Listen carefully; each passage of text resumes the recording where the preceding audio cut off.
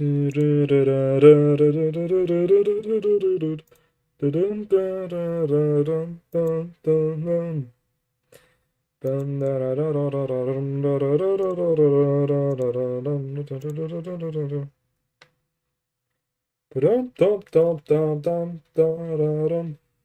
let me get stream live on my phone. Give people time to join the stream.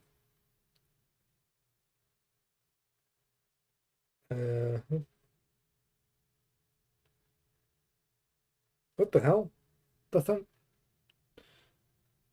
That's hopefully not what it looks like on my channel.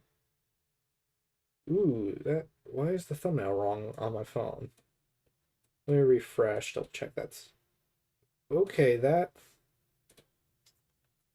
That's not good. What is with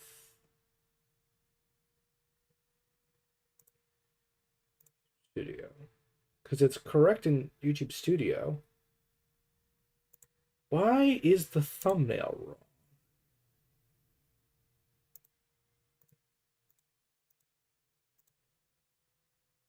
Okay. That's correct. Change. Let me personally change it on YouTube.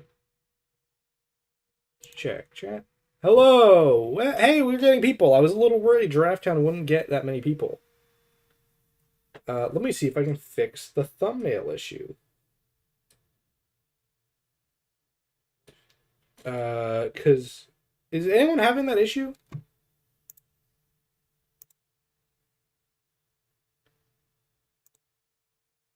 Thumbnail. What is going on? Okay, I'm not gonna worry about that. I don't know why it's the wrong thumbnail on my whatever. Why is it correct in some places but not in others? Okay, this is going to be a screen donation stream. So for every $2 donated, and this includes multi-dollar donations, so like, let's say you donate like $20, I have to add 10 duplications of my screen around the window. The thumbnail is supposed to be it's supposed to be giraffe. It's supposed to be a red giraffe and like my weird starburst kind of stylized void. It exists like depending on what tab I'm looking at. It's so weird. Here, I've been trying not to do display capture for this. Let me put display capture up just so people. So this is what it's supposed to look like. This is just a red giraffe floating in the void with abstract energy. But then on my main tab, it's this. I don't understand. Okay, does anyone see this? Because this is what I see. And I don't know why this is here.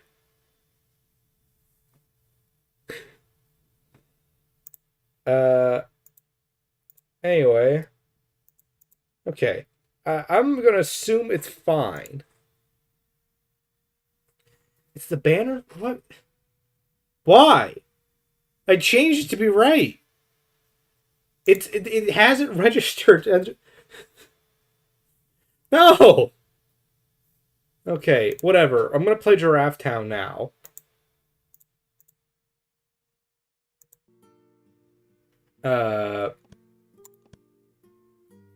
Start new game.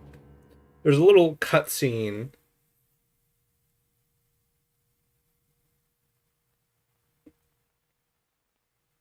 But it's inverted for other people. What? I don't. Changing the banner is super finicky, so I don't want to do that. Anyway, I'm gonna play the damn game first and foremost.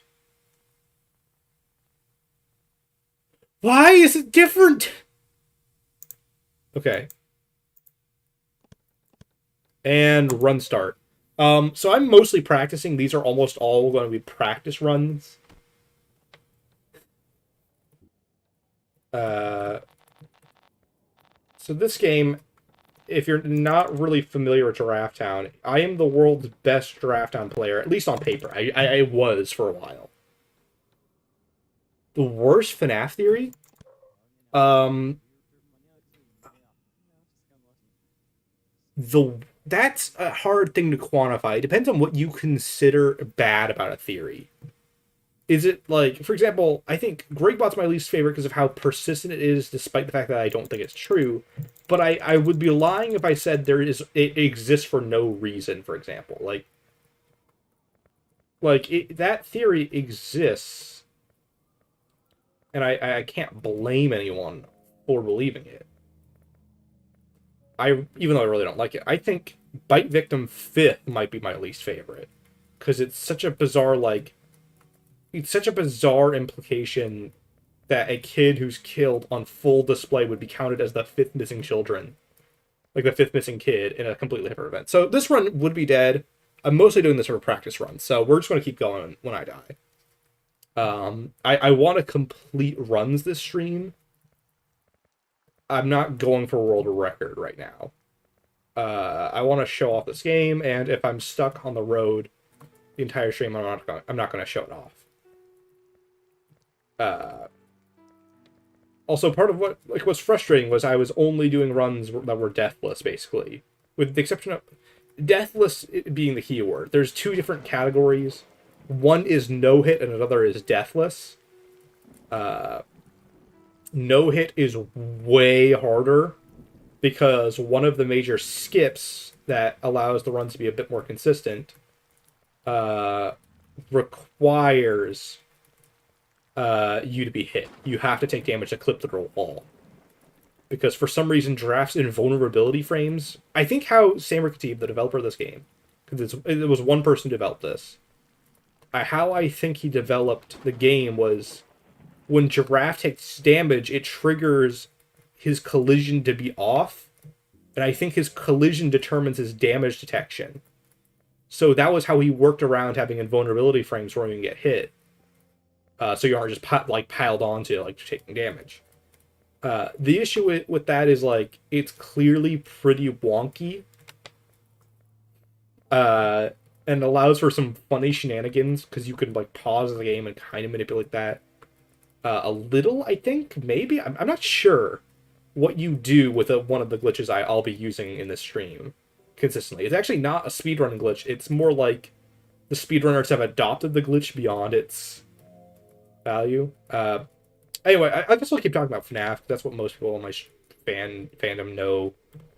So prioritizing that might be good. Yeah, By Victim 5th I think is the most absurd one because it's there's almost no justification for it, and there's not really a theory point to it, if that makes sense. There's because theories have a purpose, you know.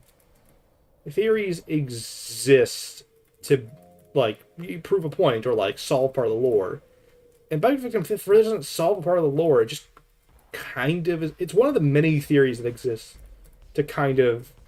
Well, I feel like a lot of people were making it because they didn't like the idea of Cassie. This was before Andrew was really prominent in theorizing, so I feel like a lot of people did it to spite Cassidy before Andrew was really prominent. And then a lot of people, especially when Tales started coming out, and GGY came out, switched to Andrew being the one you should not killed, and that's its own deal. That's kind of something I was trying to get at in... Damn, what the hell? Twice in a row... I'll explain one of the weird quirks of Giraffe Town's engine a little bit. I mean, it's technically Unity, but the programming used certainly makes this game feel like an engine.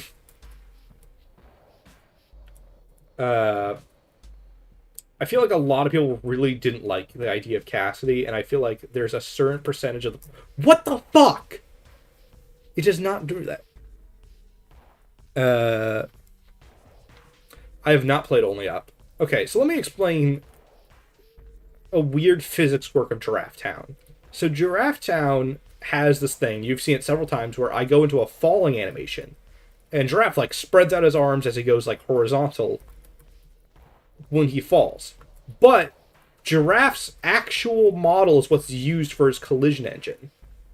So that means And he goes into that animation instantly.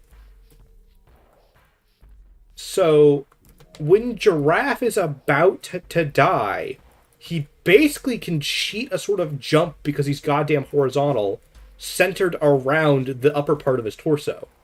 So you can just, like, cheat segments by doing, like, shit like that.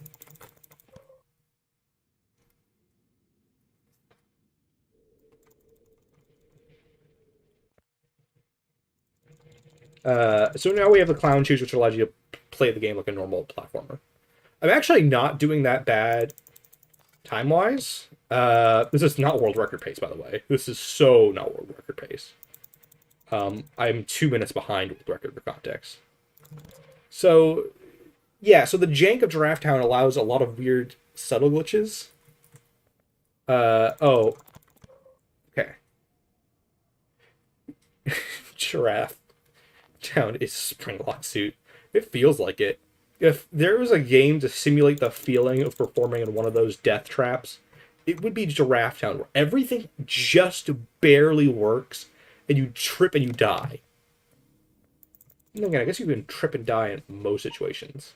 I feel like most mascot suits that have, like, metal in them could kill you if you fell on them. You can even see there, the collision's really wonky on slopes. This game does not like slopes, and there's only one section of the game that really has them. So that the physics quirk I was talking about before, where you go into a horizontal animation and are sent around flying, is nicknamed by me as the main, or not the main, the lead speedrunner, I should say, of this game. We have nicknamed it skid jumping. Skid jumping has weird properties because I swear the game stores how many times you were supposed to fall, or something like that. It adds up somehow and creates weird properties when you interact with things.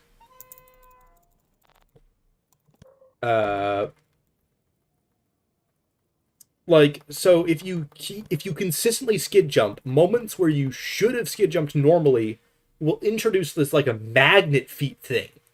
It's really hard to explain if you're not playing. Shit, I forgot there was 3 cutscenes there. And you'll, like, stick to the edge of the road and be locked into that. I screwed it up. So that couch has a little bit of a lip on it, and if you move left, or if you move right, then left immediately, or straight immediately.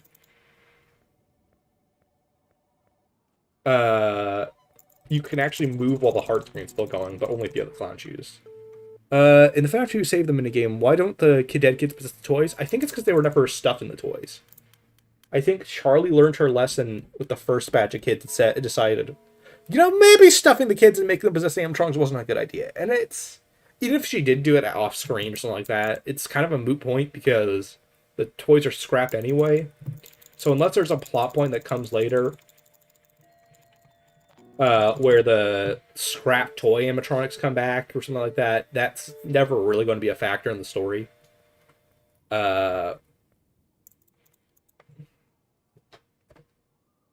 This game is ridiculously technical with weird nonsense. I so wish I knew how to debug Unity and I could take this game apart to look at it.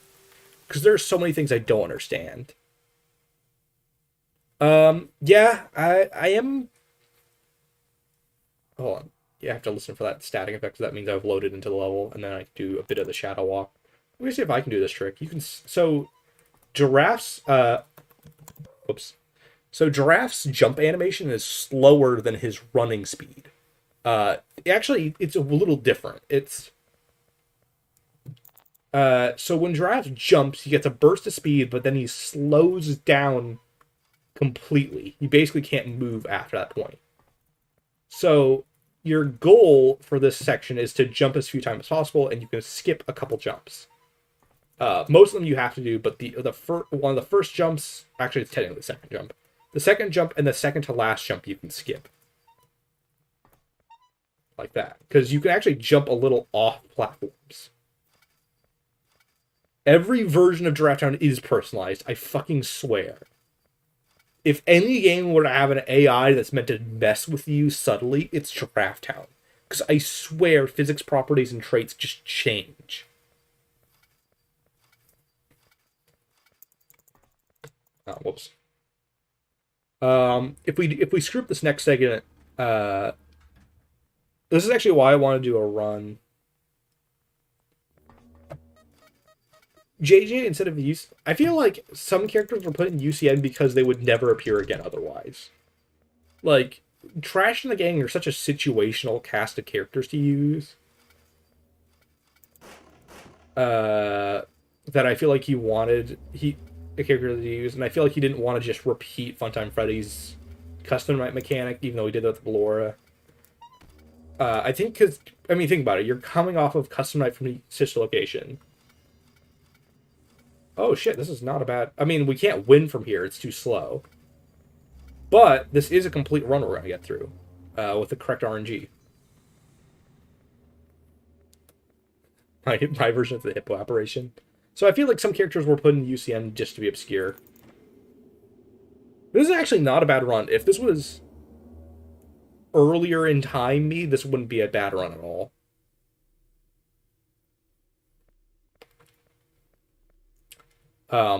Though that said, we have about 6 more minutes of gameplay, and my world record is in 4 minutes.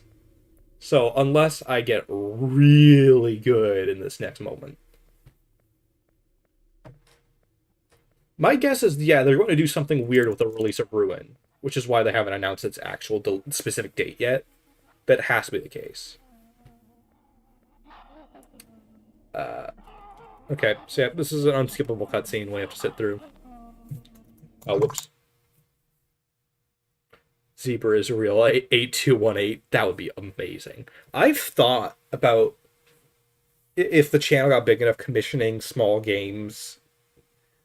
And one of them I thought of was commissioning a sequel to, because I don't have game design skills. I've been trying to learn them. They just don't stick with me, and I'm really frustrated by that. A Giraffe Town 2 would be a funny fan game to commission. Lion can actually be unlocked in the fourth character in the 3DS version. A 3DS version of Giraffe Town would be hilarious. I think since this is a pretty small group, this is a pretty good place to announce this project. This is a small group relative to some of the FNAF streams climb to the 200s in viewership on the channel. But like these like groups of like the consistent people who show up in the stream might be a good place to announce what the fuck Ozzy the Owlbear is, because if you've been paying attention on the channel for a while, you can actually notice that I brought up this project a few times. Called Ozzy the Owlbear, and it's basically going to be an in-universe Sire Squawks channel in the universe of Five Freddy's, who's a FNAF fan, but only from the perspective of someone who's been an onlooker in the in-universe fandom.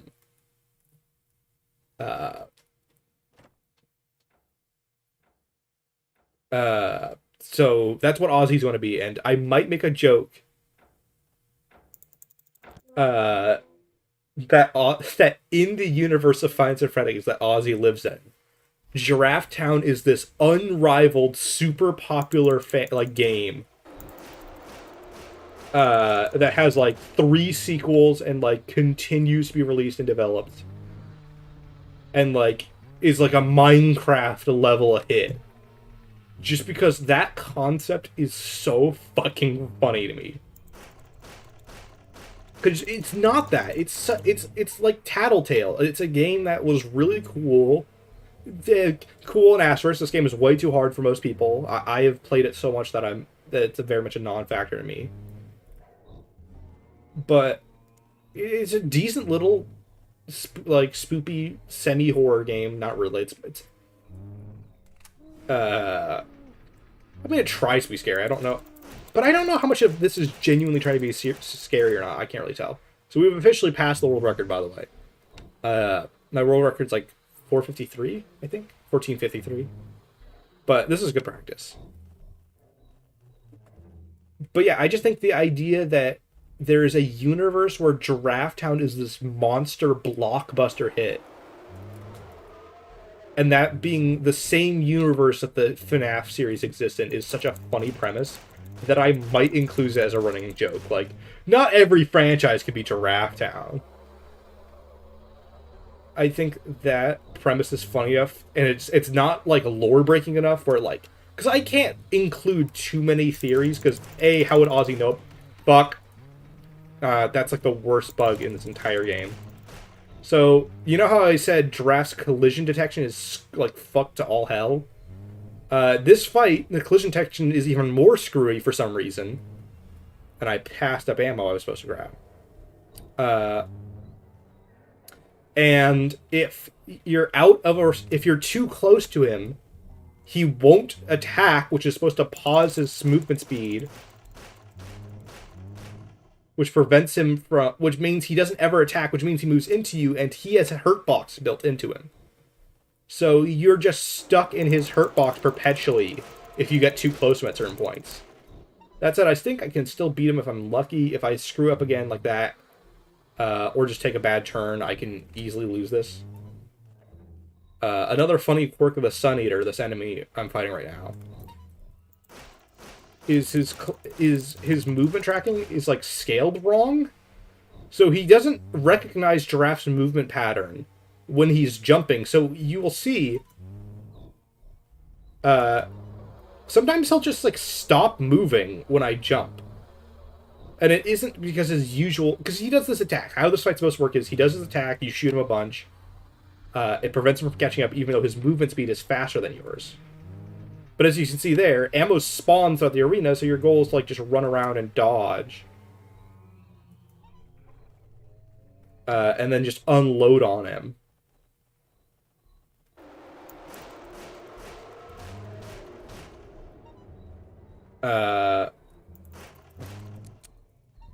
Okay, let's find the next ammo. And you just have to wait for ammo to spawn. I don't know how much control you have over it. I tried to route it once, because it seems to use your... Okay. Well, restart the run. It does not matter. Actually, let me get to the main... Let me just do it that way. The goofy jump effect is hilarious. You have to shoot him 83 times, which is 9 reloads. You do just... I mean, it may sound like I'm goofing, but... Oh, what? Oh. No, wait. Oh, hold on. There we go. God damn it. Does this. So I can't see the timer anymore right now. To put it in perspective, it sounds like a lot, but you just need to get 10 ammo cases, basically. Or you have to just get 9.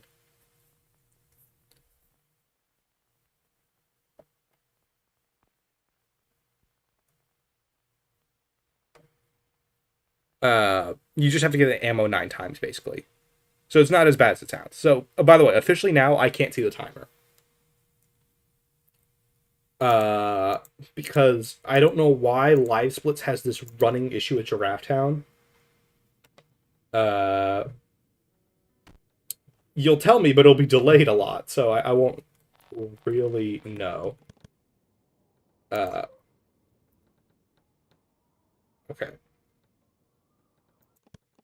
New run attempt. Not playing with that screwy time. This opening section's funny because there was a skip, in quotes, found by the original world record holder Lamb. And they found this like specific movement pattern you can make.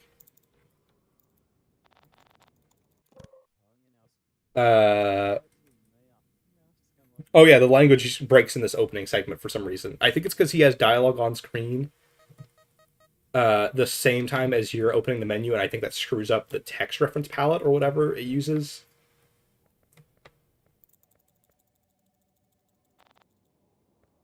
And I never reset the timer, so this is incorrect time. I guess you can just subtract the time I went into the run. Or no, wait, did it screw up the timer? I can't tell. No, maybe it didn't. Maybe I did it right. I don't think I'll be setting a world record this stream, though. I doubt it because I've taken a break so long for this game that I would be shocked if I got a world record this stream. Fucking, like I always said, this game hates slopes. And sometimes you'll just die because the game doesn't know how to handle your momentum. That is the one frustrating thing about this game's how it's built. But you can see, actually, if you remember that first time I did it, the physics, like, magneted me to the level and it prevented my momentum, but that time it carried it.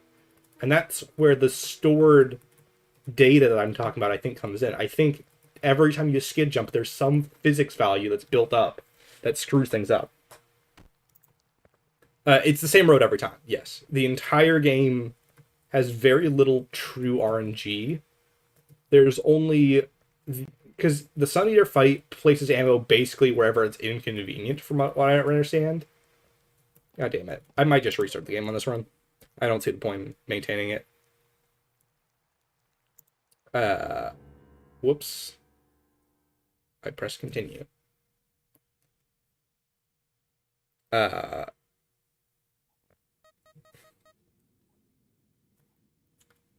actually is a category that's just completing the entire road, but so there's the opening cutscene there. Fucking God. Ugh.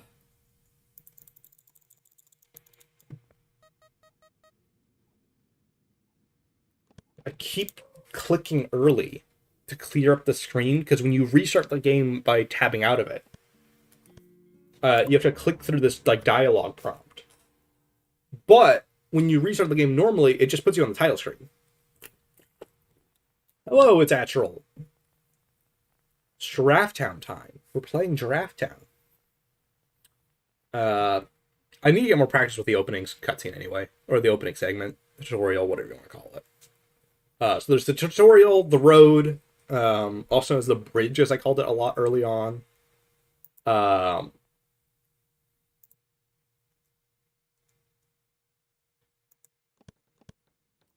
Okay, there we go. Then you go into the tunnels and big dog segments. We actually skip tunnels almost entirely in this run because we skip his cutscene. And he has no presence other than his 2 cutscene appearances and the bonus credits thing, and we don't go through the credits.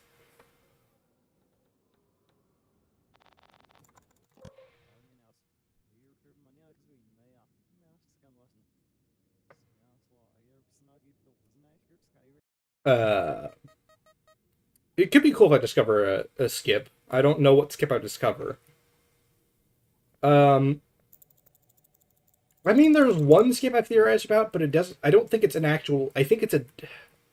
So there's this chunk in the game where you get the clown shoes. We actually played. I played through the entire game, so of course we saw it. But it's when it becomes daytime finally, and it's like snowy and all that.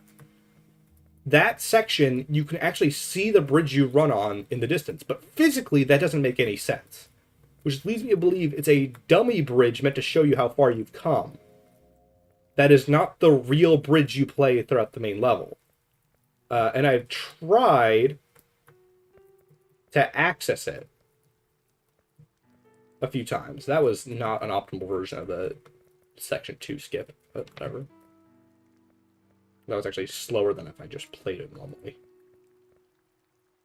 Sometimes being fancy in this game actually isn't that helpful, which is actually what I was trying to get at. So that opening tutorial, there was a skip Lambert found that was slower than just playing it very fast. So we don't do that skip anymore, but it was a funny skip that allowed you to like grab the ball and then a respawn, but the respawn animation takes so long that it didn't really do anything. Basically, you die grabbing the ball by like flinging yourself a specific way, and then and then it would respawn you because there's a kind of hidden checkpoint when you grab the ball. And then you have to just run back in theory, and then that wasn't any faster. And it was so inconsistent and unreliable that like people were just like, I think Lamb was just losing too many runs to keep it. But anyway, yeah, I thought about maybe if you could fling yourself onto that bridge somehow. Or you could keep the clown shoes, maybe. Or if you could not ever get the clown shoes, or get the clown shoes early, you could skip segments. I fucked up. Yeah, the Giraffe Town World Record's on my channel. Hello, Jabros. Hello, Black King.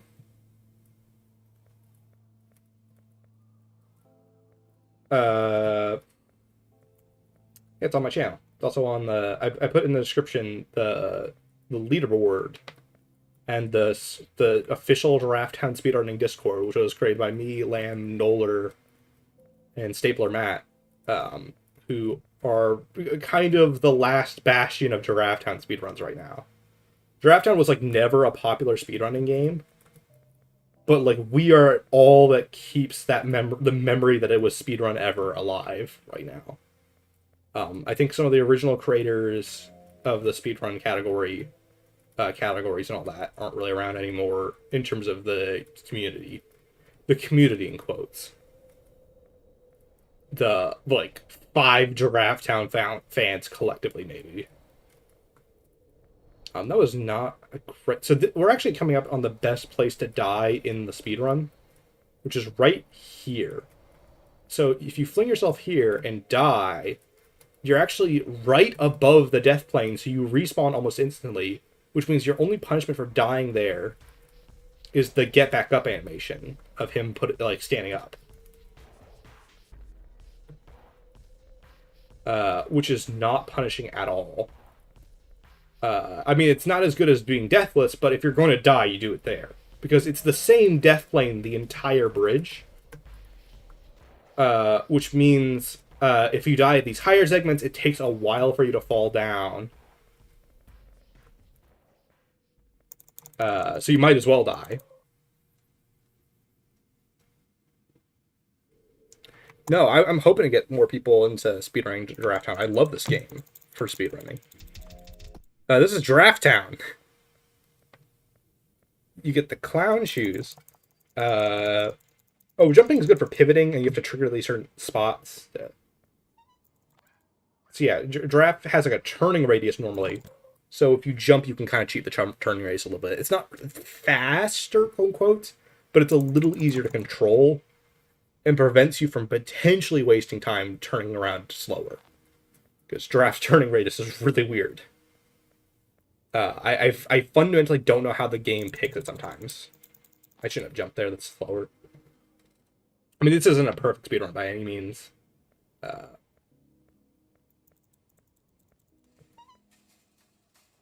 This is basically a parody of Resident Evil, but I haven't played an actual Resident Evil game before. In fact, if I'm completely honest, the most I know about Resident Evil is the Moushly meme. Or the Mouse Ashley. From, I think it's Resident Evil 4, right? The game Ashley's in? So who do you main in Smash Ultimate? Simon Richter. I'm a big Castlevania fan in terms of the classic games. Specifically the first and third game. I really like the first and third game. I probably like Castlevania 4 because it's a remake, and I probably like Rondo of Blood. But I really like Castlevania, and I really like how they adapted Simon Richter. Giraffe Town Wonder, I would love that. Get Love in there. Love Giraffe's love interest question mark. Not really. They never interact in this game.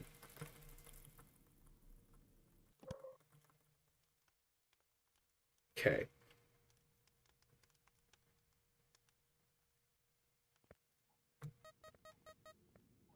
Through the door already. Yeah. I have to listen very close for a sound cue there. Because when you hear Giraffe's feet go down, you know he's loaded into level. And you can actually start running early if you know the location of the map enough. We haven't gotten to do one of my favorite glitches. Which I think we'll have to do this run. Because there's a version of the Cage of Ghouls, which is the section we're coming up on. So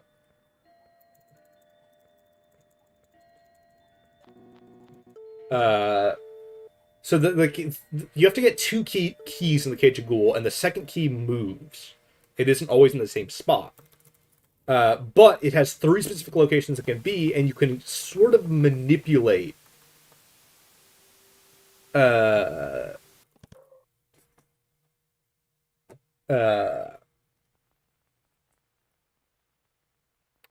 on. This is another one of those you have to listen for it a bit. Because you can hear them load and move. You can manipulate the key location depending on which key you grabbed last in a prior attempt. Which means you can reset a few times in the Cage of Ghouls to manipulate the key to be where you want. With one place being a little bit more optimal than the other 2 places. But the other 2 places are right next to each other, so you have a higher chance of a given random run of it being in the other 2 places, which are less optimal. And I think it's going to be on the left side, this run, so I'm going to try that. You built Castlevania in Minecraft? Or build the Dracula's Castle? That sounds really cool. Oh, the Netflix series is also really cool, but that's basically Castlevania 3 plus other lore plus original lore. And no Grant. R.I.P. Grant. I am kind of interested in the Resident Evil series, though I've never gone around playing it. When the Giraffe Town blind speedruns start happening. That would be really cool. I would love to make a Giraffe Town tutorial, too. I did make a small tutorial. That was a playthrough of it where I explained the glitches and why things happen certain ways. It's also kind of a really fast walkthrough of the game. So we're going to do, since I'm pretty sure it's on the other side, we're going to skedaddle around a bit.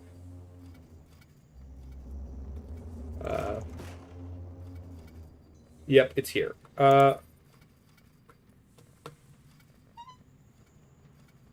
Nope, it was screwed up. Okay, that run's dead. But the key should move around a bit. So it's now in one of the other 2 spots, and sometimes if you reset, it will stay in the same spot. So before we reset this run, I'm going to manipulate the key to be where it would be optimally. That run wasn't actually that bad at all, by the way. Though another RNG element is where the ghouls are, which isn't a super important factor because it's consistent enough that you can probably do most of the tricks reliably. Is it where I want it to be? No, let's grab it and then die. You know what? I'm just gonna go to the menu, see if I can get a glitch live I like. No. Okay, well, let's manipulate it properly this time. Not a void. Hello. 16 people. I'm actually shocked Giraffe Town's getting this much attention. A reminder that Scream donations are active, so if you want to add more madness to this, you can do it anytime. I suppose I should kill the run a bit. I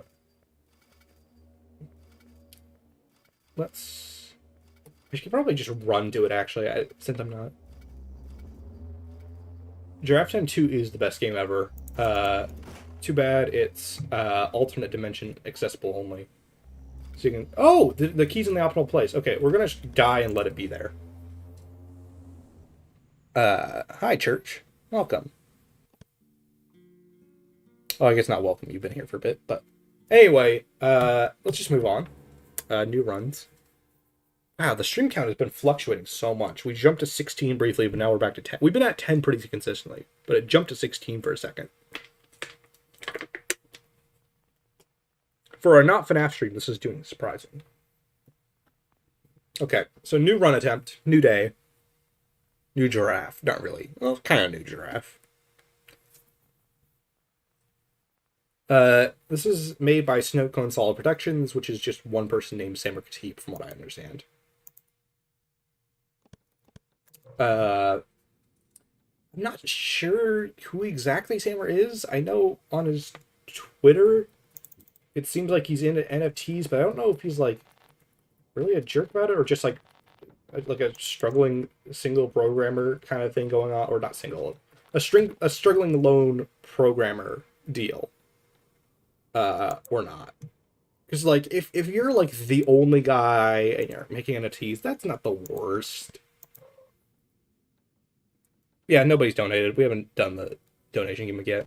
Giraffe Town 8 on the Atari 2600. It was real retro. It was sort of like when Mega Man 8 was it was sort of like when Mega Man 8 was 8-bit. Mega Man, no, it's Mega Man 9 that's the return to an 8-bit. Potato Thriller is made by the same person who made Giraffe Town. And there's going to be another game called Samer Hills, which is a Silent Hill parody. In fact, we see Samer in this game a couple times. That was an unoptimal version of the opening, but whatever. Dang, you can skip that. You can skip some extra stuff sometimes in this opening, but yeah. Potato Thriller, there's a game called The Debug, which I don't know much about. It's actually advertised in this game. And then, of course, there's Samer Hills, like I mentioned. Okay, we got the good slide in the opening there. Sometimes I screw up, so I don't always go for that, but when I'm feeling good about it, I go for it. When you really get... What I love about this game is when you really get the momentum going, it's really fun and simple.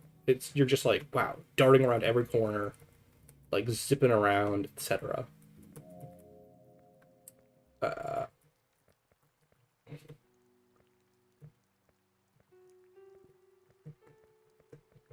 Yeah, I'm just going to do that normally. Why not? So I don't think that's... My skip is really that much faster, and it kills runs at random. So I don't think that skip's as worth it as I used to think. Speed lane. That's what I call this. It is one of the fastest parts of the bridge. Period, because there's so many straightaways you can just blitz on and then move on from.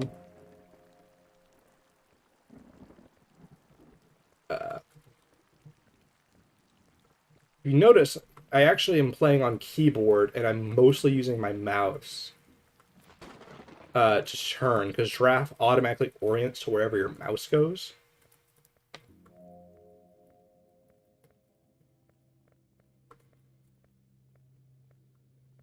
So that helps you, like, you're always moving relative to where you're facing.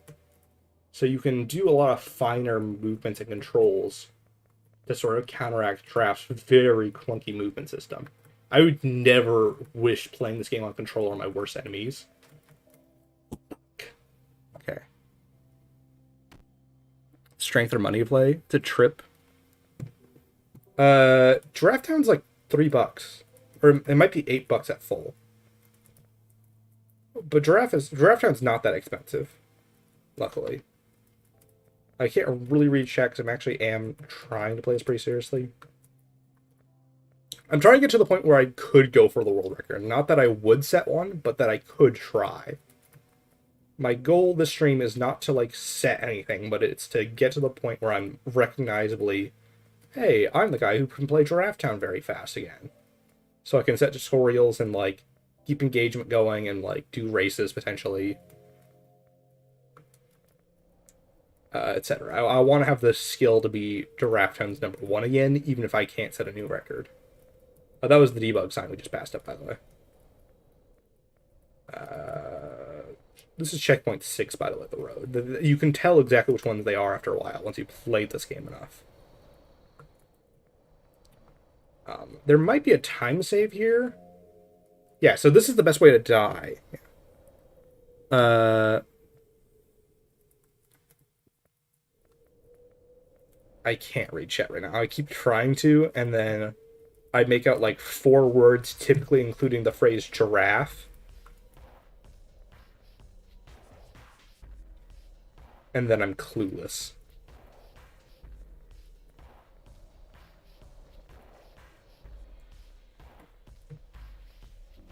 Okay. Fuck. Okay. Um, how much power do you have in the Giraffe of Kingdoms? Good question. I am a moderator on the speedrun leaderboard now. That was a recent development that basically finally super moderation was handed over to Noller, who is the much more active mod of the community. Giraffe Town does have lore. I don't know if it's a real theory worthy game as much as it's an explanation. Ain't this the bite of 87? It ain't. It is. Ain't is a weird word because it has a. It's supposed to be am not, is the grammatical confirmation. But it's used as like I ain't seen you around these parts. Is like the kind of way it's used. Oh shit. Oh yeah, the review by Own Zone. That was really fun. I was really happy to see that. Shit. Okay, 5 screens to be added. I think I'll add the screens every run, which won't be that long unless we get a full run going here.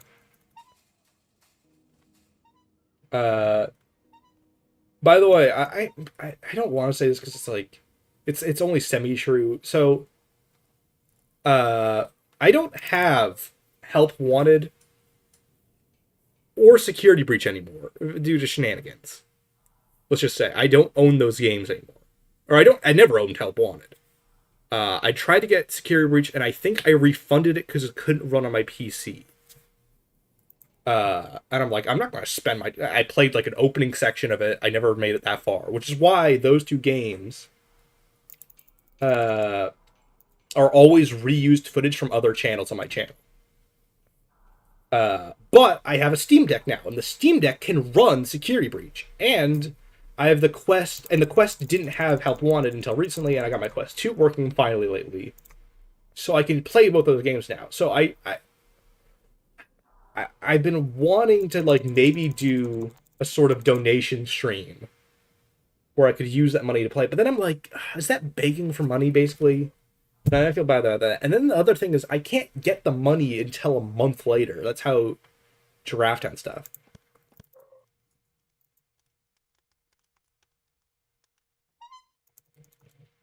5 more screens will be added. I screwed up because I wasn't thinking. But yeah, basically all footage for Help Wanted and Security Breach.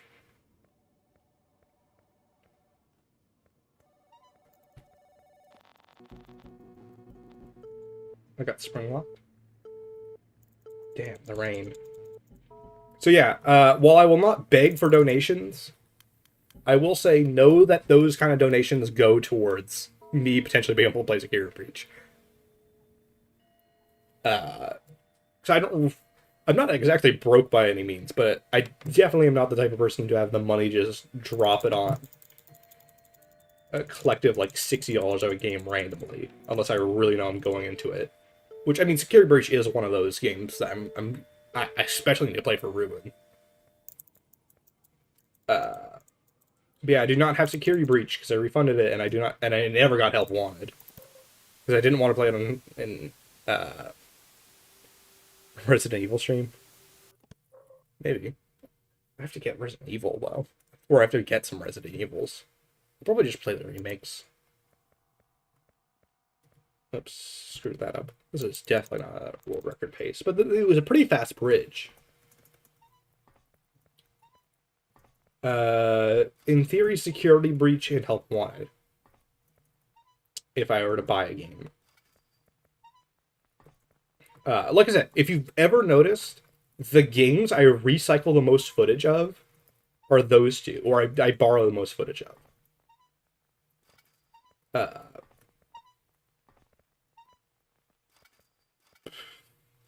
But like I said, I didn't want to do a stream like that because I'm like, I debated it because I'm like, it is kind of worth it. Because, I mean, that's more content for people, so you're basically paying for more content. But at the same time, it's like, it feels like, give me money, otherwise you won't see it. It feels like I'm holding it like at gunpoint, which kind of makes me feel bad. Sad edited Giraffe Town. It would not be hard. This game has a very melancholy tone in some places.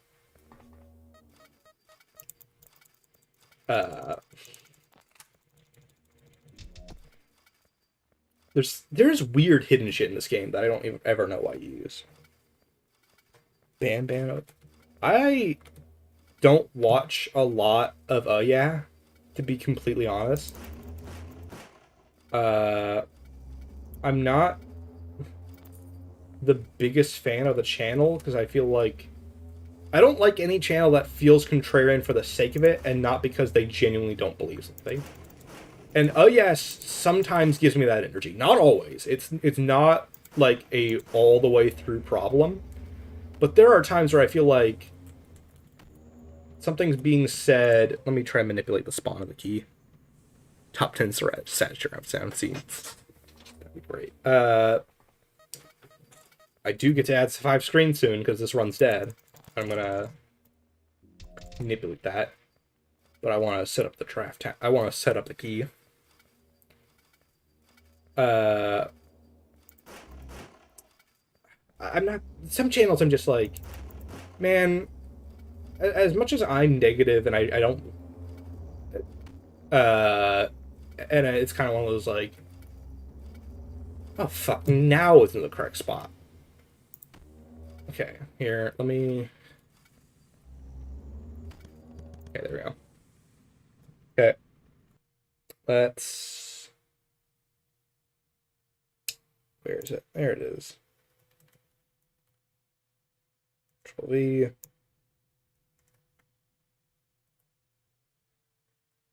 Okay.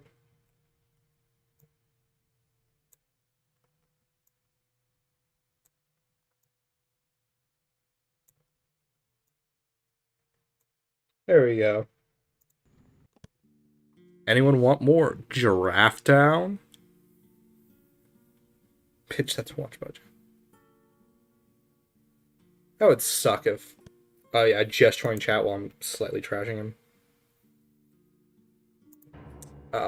Because I'm not trying to be mean about that stuff, but it's just a lot of times the takes in those videos feel like a very negative, and I'm just like, can I think the sister location one was the most like that, where it felt a lot like, okay, I'm gonna pick sister location, which is a game that's decently respected by the community, and I'm gonna pick it apart for everything that frustrates me about it. And it's like, yeah, saying you don't like sister location is totally fine, but that video just felt so nitpicky in so many places that I wasn't the biggest fan. Giraffes taste like? They probably taste like venison, because they're basically giant horses, and horses are basically deer.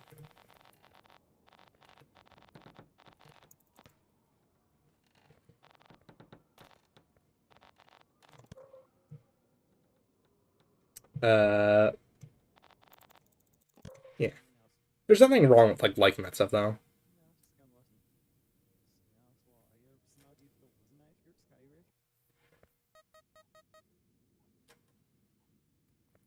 Yeah, I don't know much about Resident Evil is the only problem, but is it because I don't think it's the same main characters all the way through, right? I think there's reoccurring characters, but it's not the same cast per se every time. Or is that Silent Hill? Am I confusing Resident Evil and Silent Hill? Like you could start with theoretically any game. It's just his helpful will go through the series in order, right? It's one of those. Or am I mistaking it? That's one of the things I don't know about Resident Evil that I think has put me off from playing is I don't know if I can start anywhere or not. Why did I do that?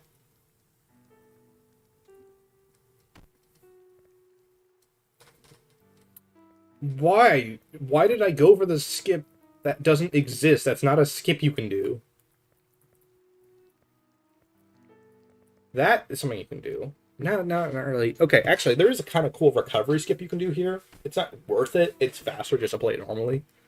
But if you do die here, every time you die, your skid jump counter, let's call it, resets. And if you have enough momentum, you can cheese the entire thing. It depends on where you want to start. Okay. I might just start with 4 then.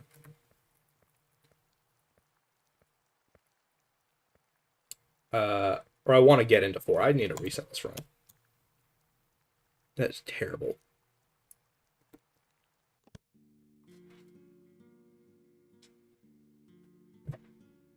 Giraffe Town is like Fortnite. If Fortnite wasn't like Fortnite, it was more like Giraffe Town. That. Fair enough.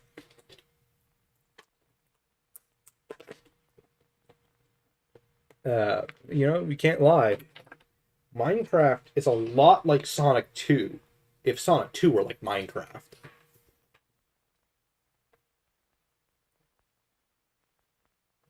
The physics of the game remind me over 7-year-old me when I see a shiny for time, especially.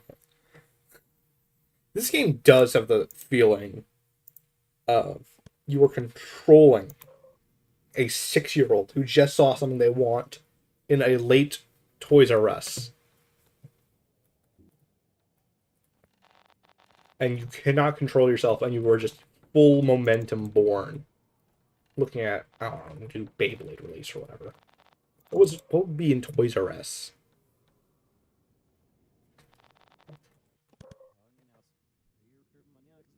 Draft on the first Strand type of game? I don't know.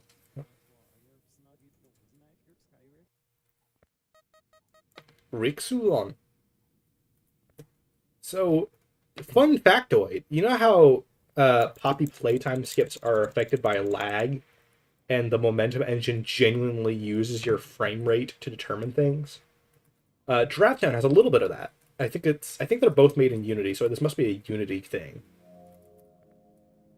So, the frame rate of Giraffe Town is based largely on your monitor.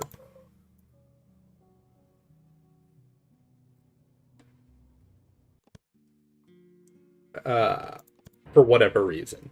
So, this laptop I'm playing on has a higher frame rate monitor than my original PC I sped run the game on and got my records on. This means certain points of the game have different physics properties that were harder for me to adjust to.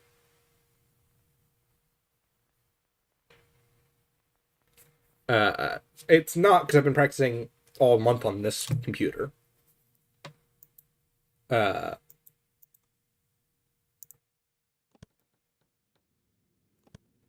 can basically cheat function because, by setting the frame rate lower, that would be. That does not surprise me. So much of that game is built on your action and the game kind of punishing you in response to it. Like, that's entirely how Foxy and Freddy work, and the other two can't attack you if you're not looking at things. What makes it difficult, obviously, is what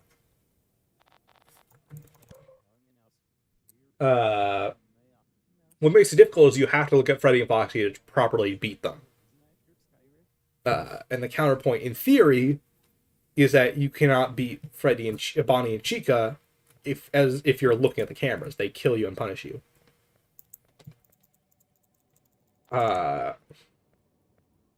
Which is what creates that dichotomy of that game. But in theory, if you could cut out one mechanic, you could just be on the cameras like the entire night, in theory.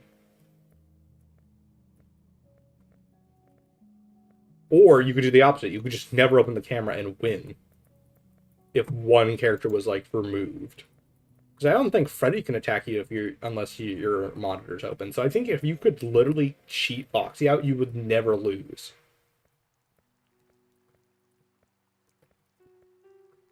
God, I hate doing that section normally. The physics get so weird there because it's on a slope. and you're turning, which, I mean, that happens multiple times on the bridge, but they're turning in different ways. There's something about it that just makes the game freak out more in that spot. So you get way more jank there in particular. Something I started using that I sort of stopped because I got better at understanding Giraffe's inherent momentum is Giraffe slows down or like redirects its momentum sometimes if you press sideways. Sometimes.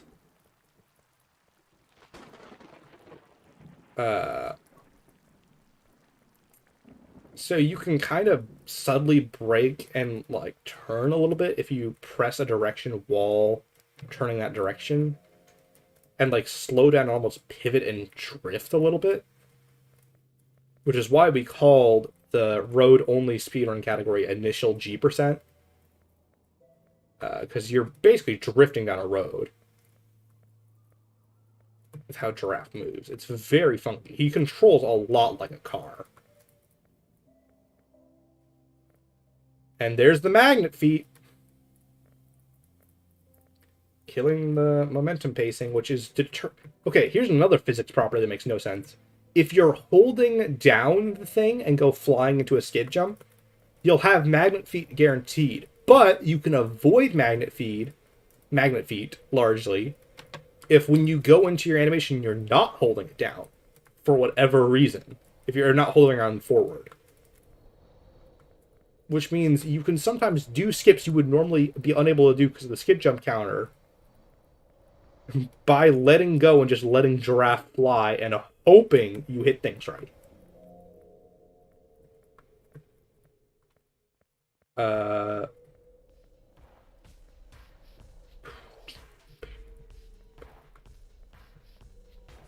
think... There we go. I did skip right there. Okay. Okay. Nearly lost. That's fine. Final frontier. Final stretch. Checkpoint 8. Dying here is not great because we're really high up on the map. And shit like that happens. Favorite Dead Space game? I've never played Dead Space.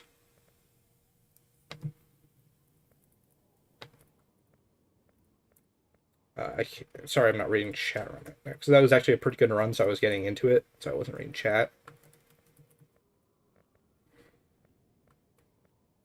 There we go. Let's see. About 410. Favorite game? Favorite game? That's really hard. Empire just released a video on the... I don't know.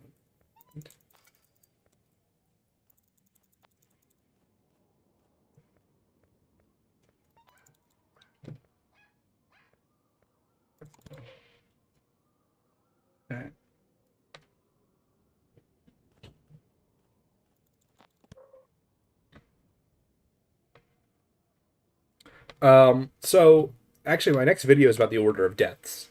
So Giraffe Town, I'm talking about Giraffe. So sister location, I'm definitely placing, definitely after Freddy's, I think, at this point, in almost every way. I don't think there's a way you can have 90% of sister location's content, including Elizabeth scenes, after or before Freddy's 1. Or before Freddy's 0, even, I would say. Shoot Giraffe on my tab until I Samer. Favorite science fiction book based on an existing franchise. I'm not sure what that question means. Per se.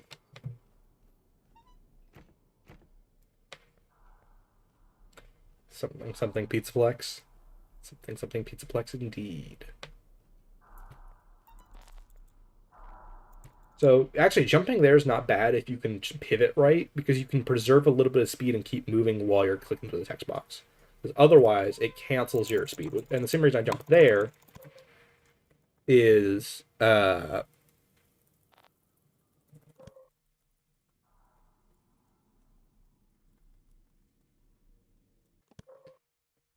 uh,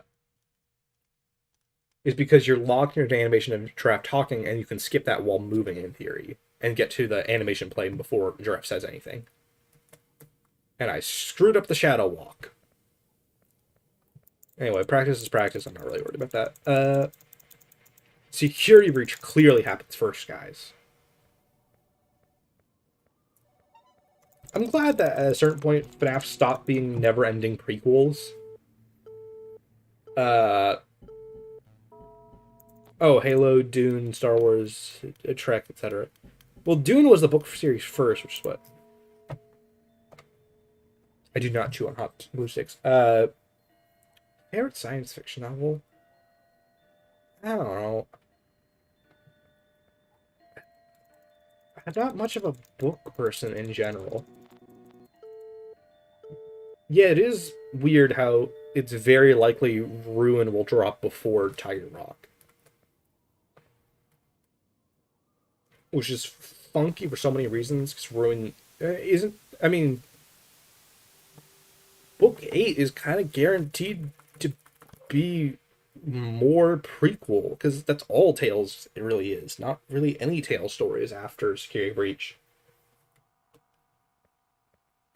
So, to our knowledge, there could be more. So, shit. Have you ever had a Reese's Take 5? I think once. I will say what my favorite book is. Even though I don't know what my favorite sci-fi book would be, because it's not sci-fi. My favorite book is The Hobbit. Not Lord of the Rings, specifically The Hobbit. I do like Lord of the Rings, but I've never finished the book series. In movies. And not The Hobbit the movies, but I do like Hobbit the book a lot.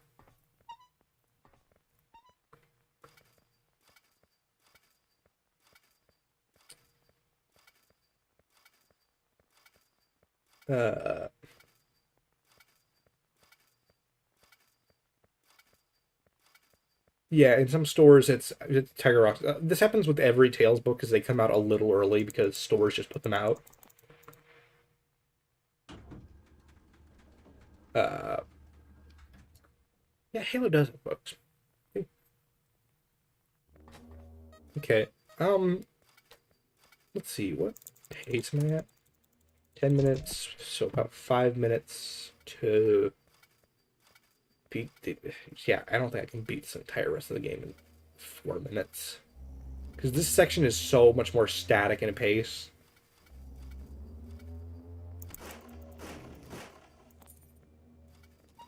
You really can't do this area faster. And if the key's in the wrong place, we reset. Hey, the key's in the right place.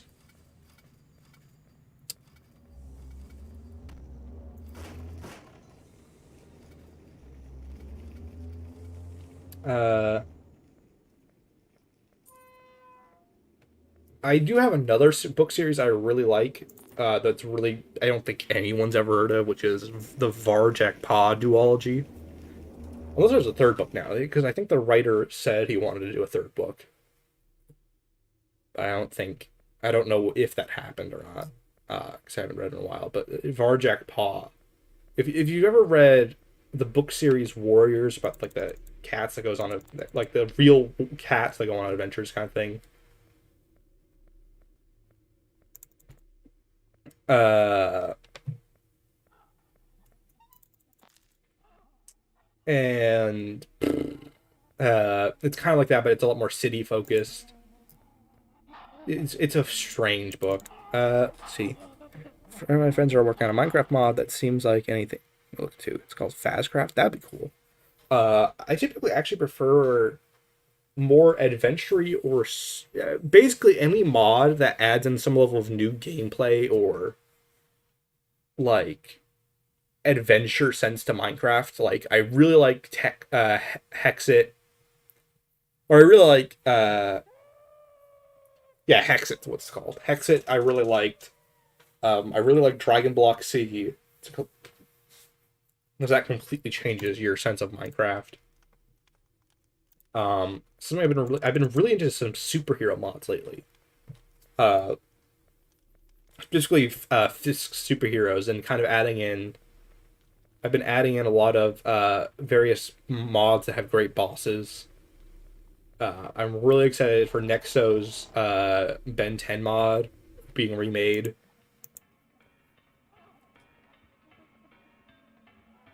Yeah, I like Hobbit because I don't know, there's something simpler about it that I prefer.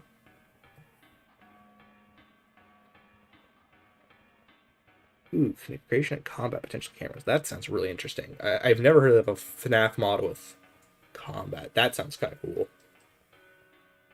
Uh, but I've always wanted to try FNAF mod, but I've never really been like, I've never seen one. I'm like, that sounds great. But actually, a good Five Nights at Freddy's Minecraft mod that allows you to basically make custom FNAF games and like maps sounds really cool. Uh, Lord of the Rings, there's something too grand about it, honestly.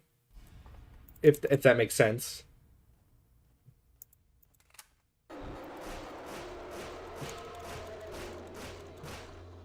Like, there's like this feeling with Lord of the Rings that everything is so damn important that I don't know why that's a bit of a turnoff for me reading wise.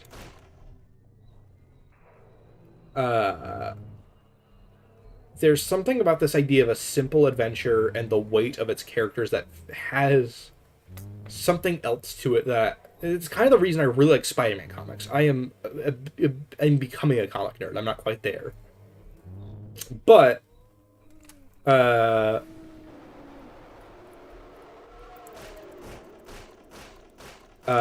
what I love about the early Spider-Man comics is this sense that anything bad can happen because the world isn't at stake. When a lot of stories make the world something like that's in threat or in a state of peril, you know they can't lose because otherwise the world's going to be destroyed. But when it's something simple like there's something weirdly enough Beyblade kind of does. Beyblade Metal, which is the main series people know, with like Pegasus, Star Blast attack, etc., with Jinga Hagane and all that. It's the main one a lot of people know. That series, in my opinion, runs into a problem a lot where you know Jinga can't lose any significant battles, with a few exceptions, because the world will fucking explode or whatever, or the giant flying castle that shoots lasers will rain down hell. Or fucking Nemesis will awaken, etc. The smallest scale one being the soul-stealing fucking dragon that is El Drago, that parted the Red Seas and broke armies.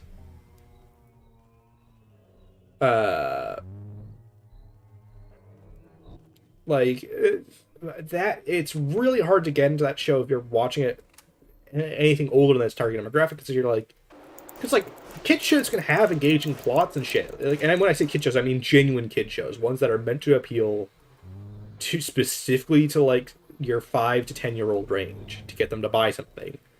Those kind of shows can have way more to them. Like, fucking Beyblade is not much more of a product ad than fucking Ben 10 is, and Ben 10 has great plot points, especially in the fucking Ultimate, especially in Alien Force and some parts of Omniverse. And it's really hard to get into Metal now for me. I don't like it as much because everything is like, oh, okay, well, Jinga has to win because Jinga's the powerful one, and if he doesn't win, the world's going to end. And the only time he loses is when it's inconsequential or there's a way for the other teammates or whatever to pick up if they allow other teammates to be in a battle. And then Burst, for the Beyblade Burst, for the first two like series, largely answered that problem by making it a like basically sports anime. Which I think is a great idea for Beyblade that fits so much better because, fuck, at the end, the main character Volt doesn't win. He loses the final tournament. Hey, we won.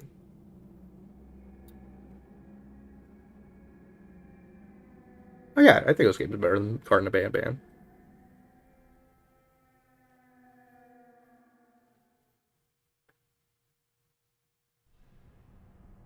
Uh, FNAF Armont, that sounds cool. Yeah, I'm just gonna skip that, reload the game. 1627, not a bad time actually.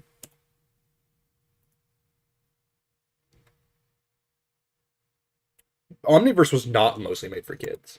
That is a common misconception, and I will fight people over that.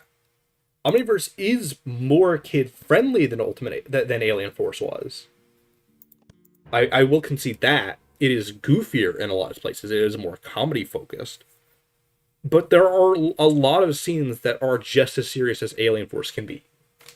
And also, people overrate how serious Alien Force is, because other than its big plot episodes, it wasn't super, super serious. It's not like the DCA you can get. The DC animated universe can get fucking nuts at times. Favorite FNAF character? It's Mangle. Hands down. I mean, just read the fucking Freddy and Friends newspaper comic, and you can see how much I have a bias towards Mangle. I'm doing currently full game runs, but I might start doing road percent runs if I feel like I'm getting good enough. Where I can do just good road runs. But my entire game's pretty sloppy right now, so I need to practice that overall.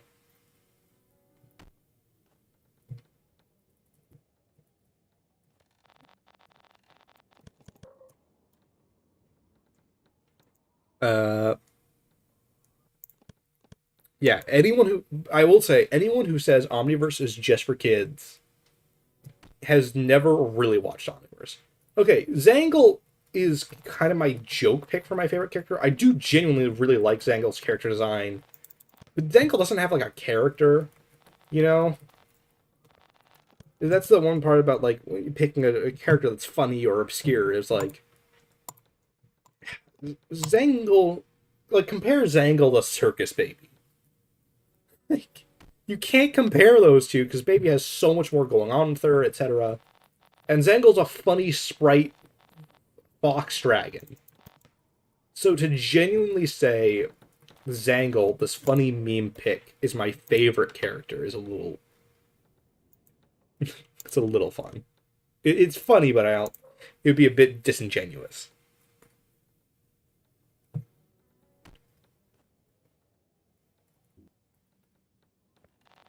But yeah, to root back to Lord of the Rings where this started.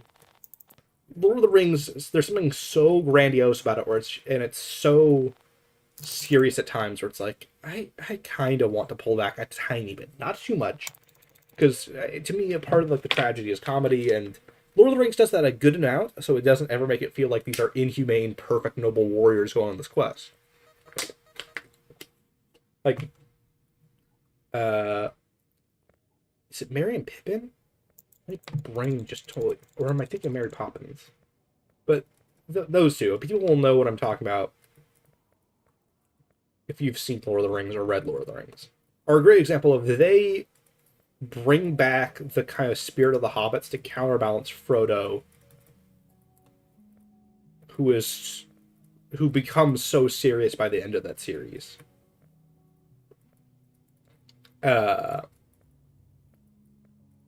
Because sometimes it's just so into it that's like, on one time, sometimes it's really great and epic and it really works.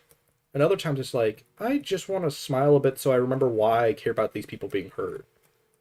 Like, a good comic relief character can ground things so much. Because if they're handled right, or they're not just comic relief, they have another purpose to the story, it makes you really feel if they're hurt or their world is going to be hurt. It's like, oh, you don't want the funny guy's home to be destroyed, right? And he has to be on the adventure to save his world, etc. Like, and if they do other things, if they're not just the funny one, Sokka's the perfect example of this. Sokka, in many ways, you could argue, is largely there as a comic relief character. He's the butt of a lot of jokes, or makes a lot of jokes. But he's so important beyond that. He's the strategist, he's the planner, he's basically the human of these almost inhuman level benders in some ways. where there's this level of realism and engineering to his character to combat the fact that he doesn't have basically magic powers. Sokka is like the perfect comic relief and heavy quotes character. And sometimes Lord of the Rings doesn't have that, and I wish it did. And that's not to say you should crack a joke when it doesn't make sense. You should let serious moments play out. But then sometimes I'm like, I just want to know why I care. Because you don't care about sad, serious things. You care about fun moments that are enjoyable and fun and all that. And that's the entire first part of the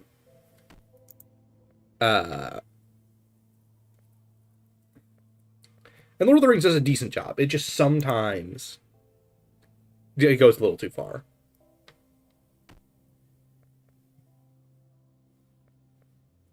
Giraffe did fall in love already.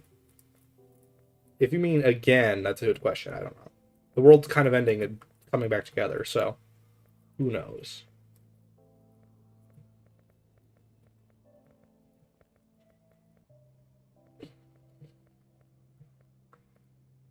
Fuck, I'm just gonna blitz. Actually, nah. I'm just gonna reset.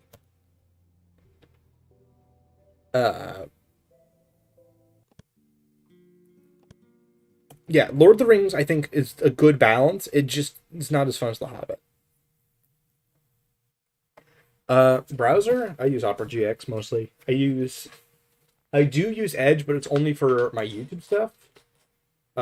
So I have separate accounts and all that, and it's easier to manage stuff on my YouTube channel if it's not clogged with all the videos I watch.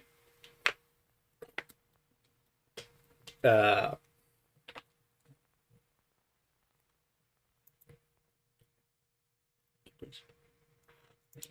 Gollum game, it looks like a shit post that ended up being real. Shit, did I just kill a spider? There was a bug, what I thought was a bug on my desk, but I realized it was a spider. Now I'm sad that I killed a spider. I like spiders.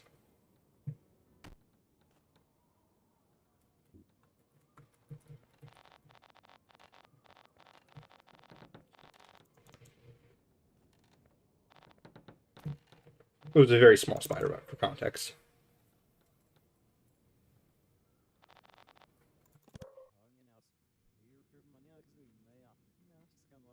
Yeah, exactly. Like, Gimli and Legolas are a great example of this. That they're both serious and like actually Gimli's a great example.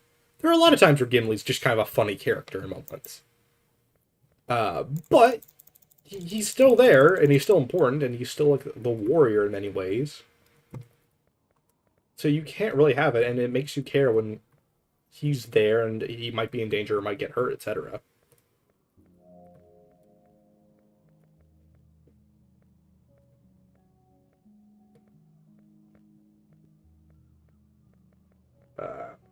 But I think part of the key to a character is you have to really work with it. You know, like one of the best character transitions from a serious character to a more comedic character, who still retains all the serious qualities, he just is a little more now, is Grime from the show Amphibia. Do you think Giraffe could take Egghead to come tea? Depends if he has prep time.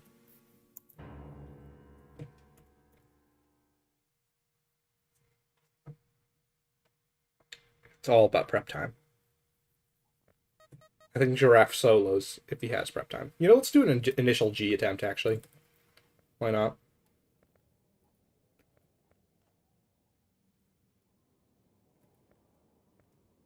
I think it's here. I'll just have to retime it.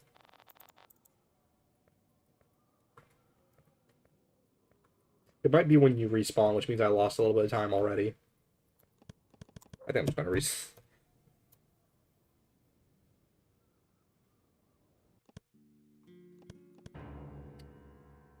Firefox is not bad at all. I just like the RAM limiting stuff for Opera GX, personally. Basically, my rule of thumb is I'll do a initial G attempt every time I misclick and go into retrying the level. Let's go with that. How long is the stream going on? Started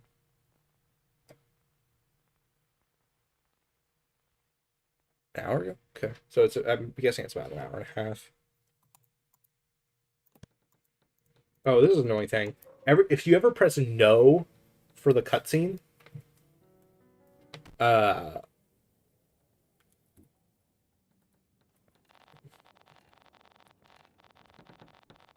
it will lock you out of pressing no again. Or you lock you out of trying to skip the cutscene again.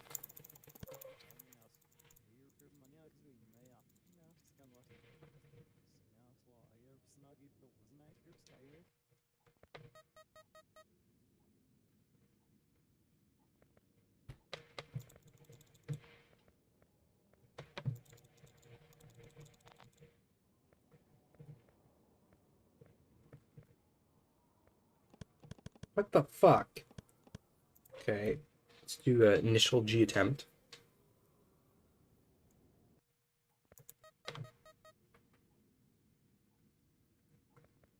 I feel like it.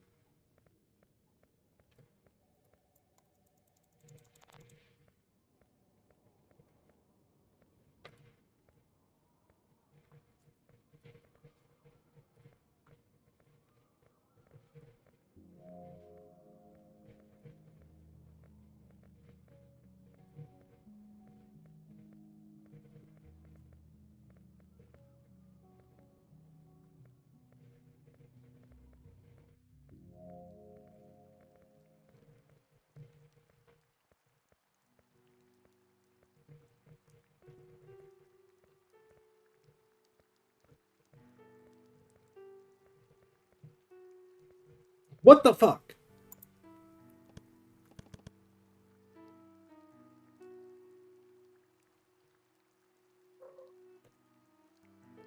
I hit an invisible wall and it threw me off. Uh, it's called Giraffe Town because at the end of the game you inherit the ownership of the town, basically. Um, or you're kind of anointed as the new guardian of the town. So it becomes, instead of Big Dog Town, it becomes Giraffe Town.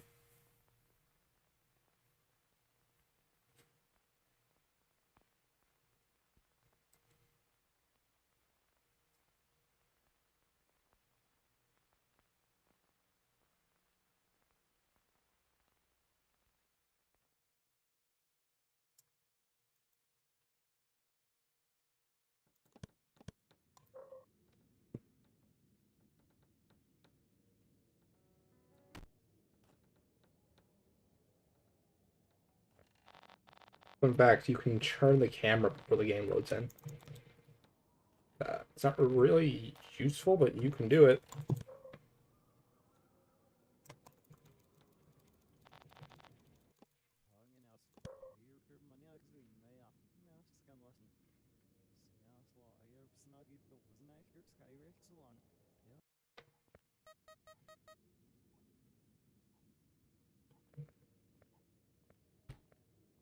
I have such a weird love-hate relationship with power scale. This is completely unrelated. It just went up to my mind because of the dumpty. Are you fucking kidding me?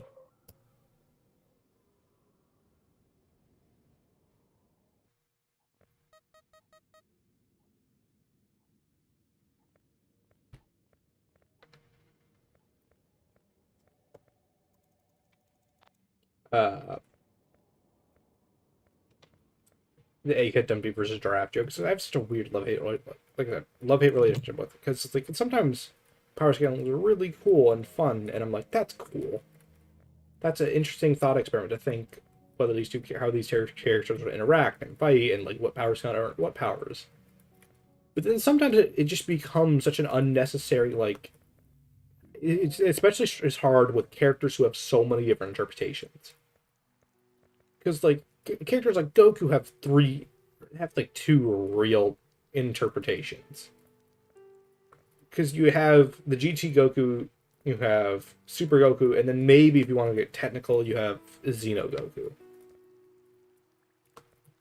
right? And then And all of those are capable of things theoretically the other Gokus should be capable of, but then it's like they're all kind of written differently, and the stories that are in are scaled differently, so it's kind of hard to follow.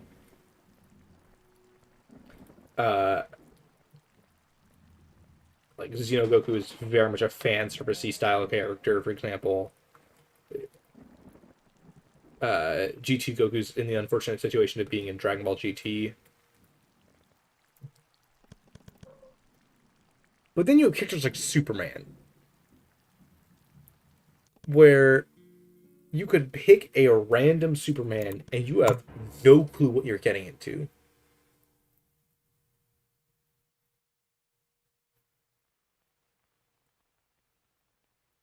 The Whisk community? I don't know.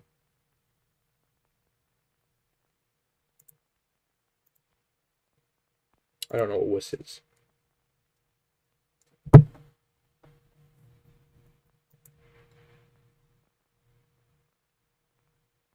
I just picked Goku and Superman by the free context because they're probably the most famous power scaling character, and they're a great example of this problem. Because like you pit Goku up, uh, against Superman, like, you have the problem of like which Superman do you pit it against? Because every Superman's different, so it's such a hard thing. Who is stronger committee? That is kind of a problem. It's when it stops being about who could be who and it becomes about who's stronger, it becomes a problem. Because this is actually something I write a lot in the Daimo. In the literal context of strength or even power strength, like who can create the bigger explosion, for example, the main character Rust is the leader by far. This is not a plot point, really. It will kind of have moments where it's important, but Rust being more powerful almost never fucking determines anything. For the first few stories, a lot of fights are determined by who can we save, who is hurt, how can we work around this power, what are these people going to do, what are they trying to get away with. Like one of the next scenes I want to do,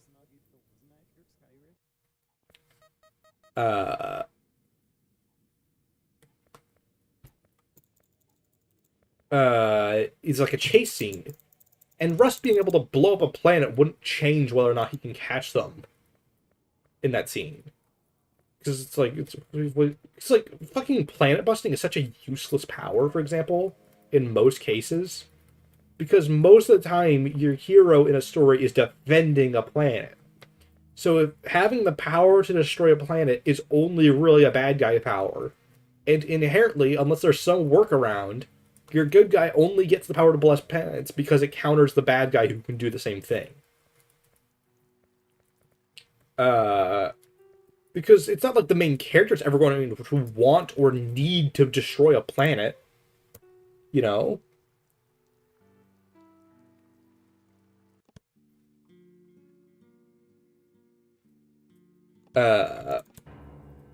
Which there's like I said, there's no narrative purpose to destroying a planet other than the threat of destroying a planet, which you're almost never going to carry out on unless you have someone to work around it, like Dragon Ball with the Dragon Balls.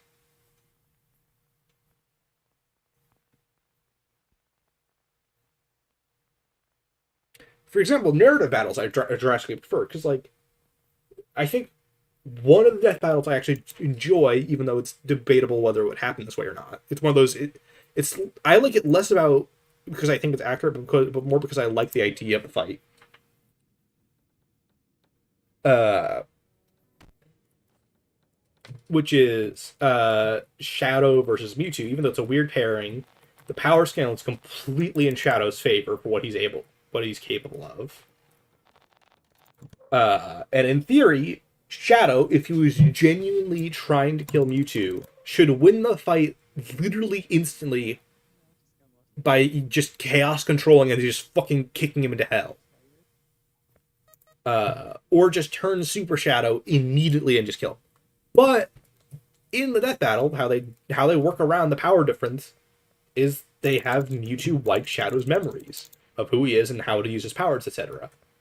Which is something we know Shadow is somewhat susceptible to. So a character who is shown to have that power completely and be really good at it, especially since the super forms have never really been shown to have resistance to psychic shit for the most part, especially Game Shadow, which is what they were mainly using. That's a clever workaround that I think would actually be in a fight between the two. And that's kind of interesting, like thought speculations and stuff to talk about. When it becomes, oh, Shadow blew up a planet in issue 28 of comic number 17 in Archie, in the specific limited Shadow run. That's not a thing. I'm just making up numbers. And Mewtwo never displayed this feat, therefore Shadow wins. Well, it's like, what if Mewtwo just never got a chance to show it off? What if Mewtwo has the power to destroy planets and they just never had a situation where he would destroy a planet? This is an issue that One Punch Man had for a long time, before they really started getting out there with scenes in the manga and webcomic. Is like, why the fuck would Saitama want to destroy the universe? He's never going to do that. So the only way is to have a villain who threatens he could destroy the universe, and then have him beat that character. Good guys are like at an inherent disadvantage, and characters who are in a billion comics or different continuities have a huge advantage, especially in the death battle composite system. Where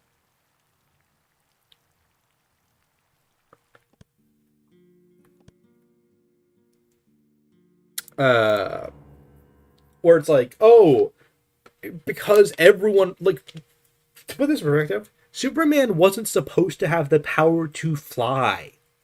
Superman got the power to fly because a radio host said he could do it in one of his radio dramas. And then people just kind of consistently wanted him to fly. So they just kind of slowly gave him the power to fly in comics. And that's how so much of Superman's history happens. Some guy thinks of something cool that they want Superman to do, and in issue 7 of a like limited run, he gets to do it, and then it becomes, in Death Battle standards, a de facto Superman power. And that's part of the problem I have. It's like,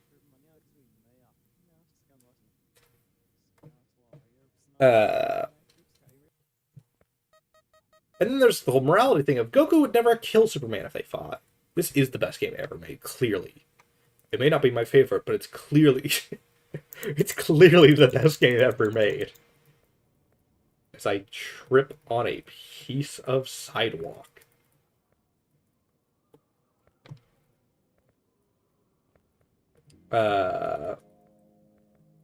Yeah, a lot of fights in my own comic, Neon Dynamo, never matter about strength. It's often about, like, countering abilities or interacting with things in unique ways, or chases, or saving people from the threats. I do have one fight coming up that is kind of strength, like is kind of a strength show off. But even then, the characters don't do anything crazy like blow up a planet in it. And it's honestly more of an introduction of a threat and first meeting of a few characters, etc. It's a story idea that involves a character named Delta. And Delta's kind of important. Sort of important. I'm still... Delta's one of the few characters I'm still ironing out certain parts of what their role in the story will be. Like, what chunks and arcs they'll be in, because they're a long-running character. And then there's Dio and Dynamo, who I've yet to introduce. Terry's another character I really want to introduce and get to pretty quickly. Because Terry is really fucking important to the comic, and I use another character. Like, there are several characters where I'm like, this character is so important that I want to get them in there as soon as possible. And a lot of characters where I'm like, I guess this character will just show up earlier than I initially planned, because I have no reason to not put them in.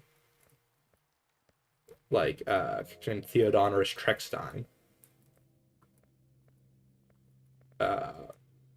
I just have the story I can use him in really early. I'm like, fuck, I guess I'll have Theo appear early. even though he's meant to be like a later arc character. Thorns was kind of the reverse of that, where she was meant to be like just like an early sort. Fucking why?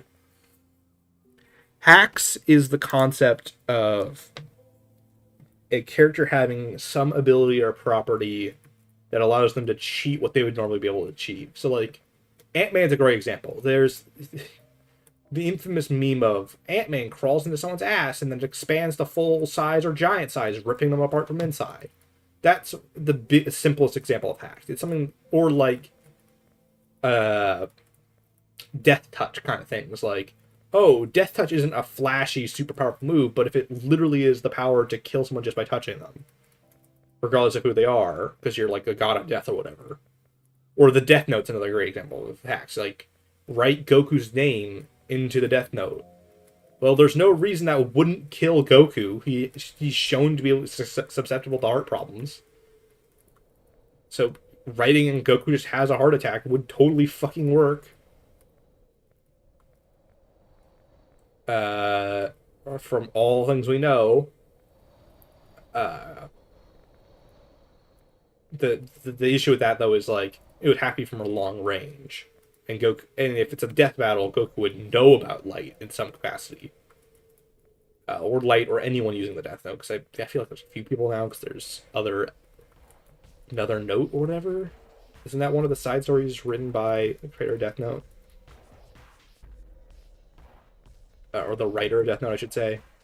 So I think that's an artist and a writer duo for the original manga.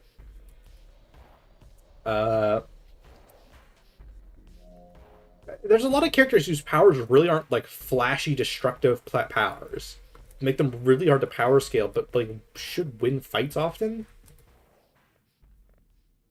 Because there's no reason to think that the person above them would really.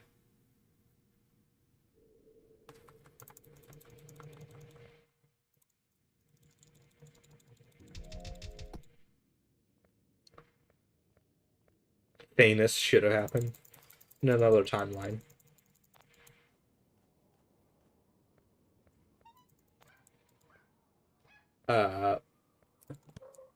There's a book I've been writing that's set in the universe of Neon Dynamo. I'm writing it very slowly, like a page at a time. That follows. We've actually seen him in Neon Dynamo very briefly.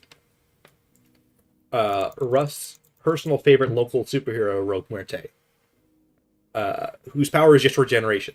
It's not like, oh, I've got Wolverine claws or etc. Like, he's not any more powerful than Deadpool is, conceptually. In fact, he's weaker because he doesn't have reality warping nonsense with like the magic satchel and all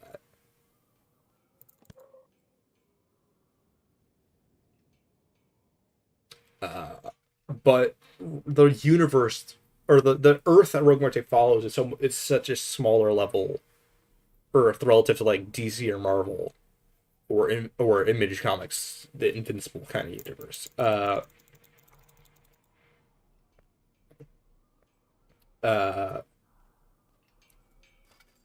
So like a healing factor is like a busted ability no one really has a good answer for in the comic.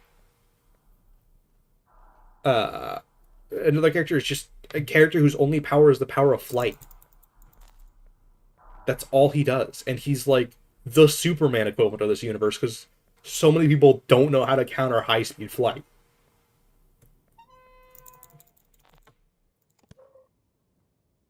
And he has armor too. That character has armor, so it's not like, oh, just shoot them out of the sky. That's not going to work in this one.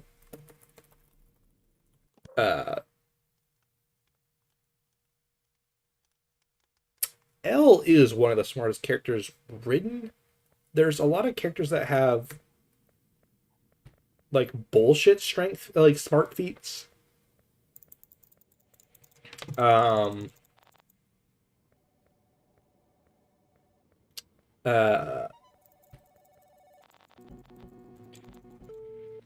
Eggman canonically has an IQ of 300, but is definitely not written as smart as L, even though he should theoretically be smarter.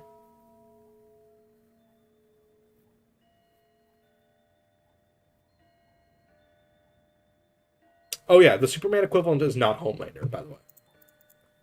He is not a Homelander or Omni-Man type where he's like secretly dark or malevolent. Uh, he has two different names, kind of. I'm pulling a bit of a Shazam joke with Shazam versus Captain Marvel, what his name is. Uh, the name he's called by the public and has reluctantly anointed is Philanthro King, as in the king of philanthropy, that his heroics are a generosity. The name he wanted to go by was Overhead, because he flies overhead. That's all. It's simple to it. Which is probably a character that already exists, but... But, yeah, he just has this name that no one calls him by, that he wants everyone to call him by. This stream, I don't know how long this will go for. I guess until I get a run where I'm like, that's a good time. Which I already kind of had.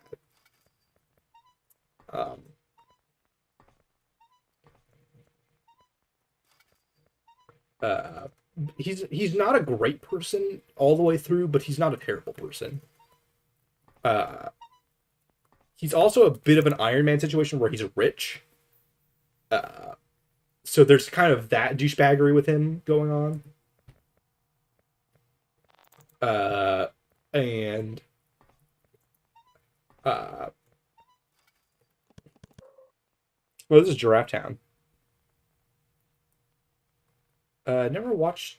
I've watched a few, like a couple episodes of JoJo, but never really watched it.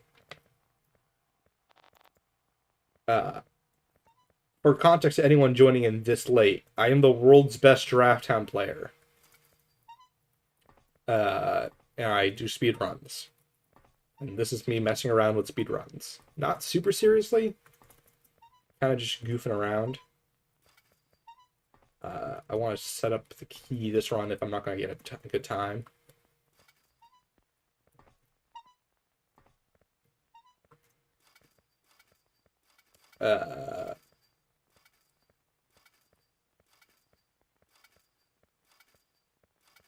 Let's see. The characters are... I do have several characters in the Rogue Muerte kind of storyline that do have traditional comic equivalents, but I'm trying not to go too hard into the cliches or the anti-cliches, like, because obviously you have your Superman types, but then you have, like, the very responsive characters, you know? Characters that are made to not be Superman, made to not be, that to be the antithesis. I'm trying to find a comfortable middle ground where I respect the original idea and character concept while doing my own thing, effectively. And diverging from it in ways that are interesting and trying to expand upon things. Okay, I didn't think... Let me try to set up the key. Because if you pick it up, it will always move to another spot. Okay, let me see if I can... Okay, and... Okay, come on.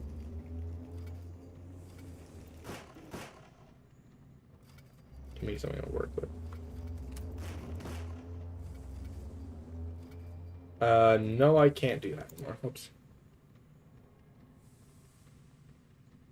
About channel monitor tab? No. Oops, thought I was in the wrong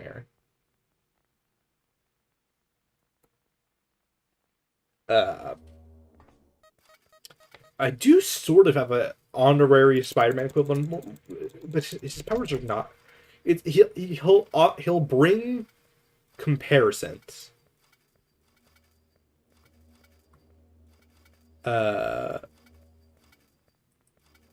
Superhero horror is an interesting genre that I can cover much, yeah. He'll bring comparisons to Spider-Man, but he's not really. Okay,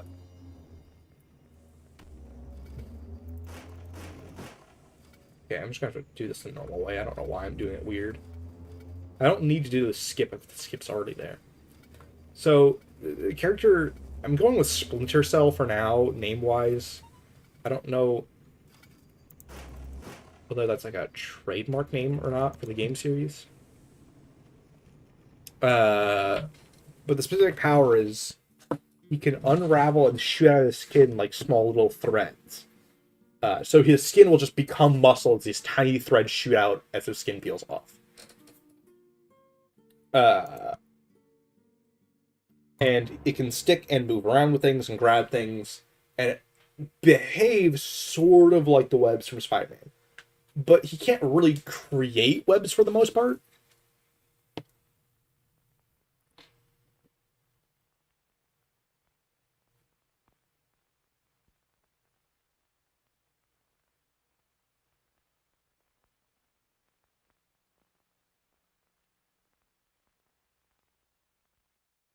Yeah, you can do a lot of bullshit depending on the scale of your universes in fiction. If for whatever reason a universe is endlessly big, you can achieve so much narrative bullshit. I think the timer might be screwed up. The timer is screwed up. I have successfully paused the timer. I'll go through this run anyway. I'll time it after the fact if it ends up being good. If I die stupidly while hitting a wall, I will not time this run.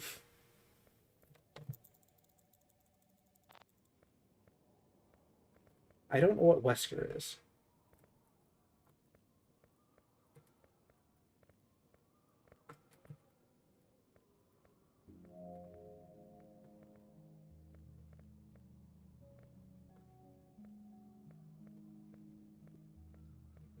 Would people want to see a Giraffe Town tutorial?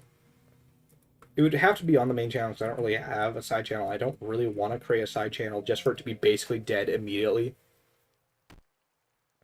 This run actually isn't that bad because this isn't the worst place to die. And I died right on a checkpoint, so I was efficient about my death. It wasn't undoing any progress. So I should be good.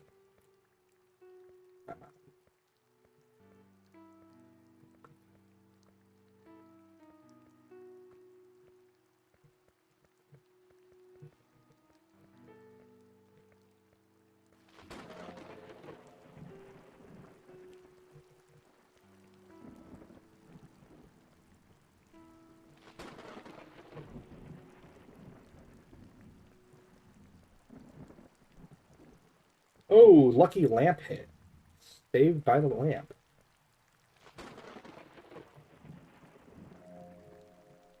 And I'm thrown off the road for no fucking reason.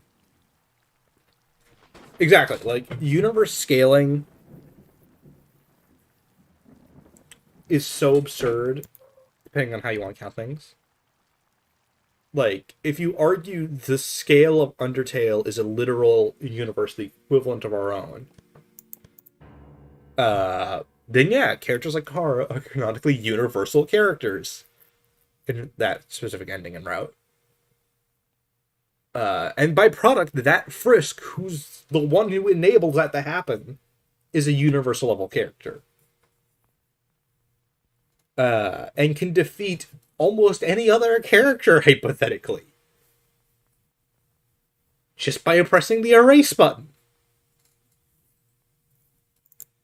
Uh, and characters like that are really hard to power scale. Because their storylines are so abstract to like think about what they're talking about.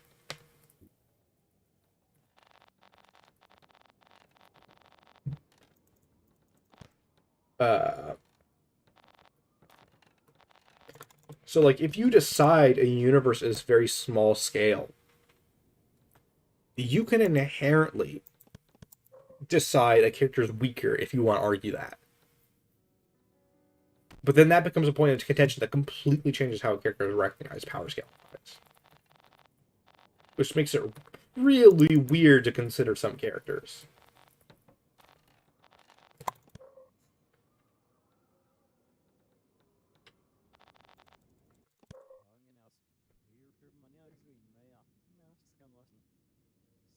Well, I mean,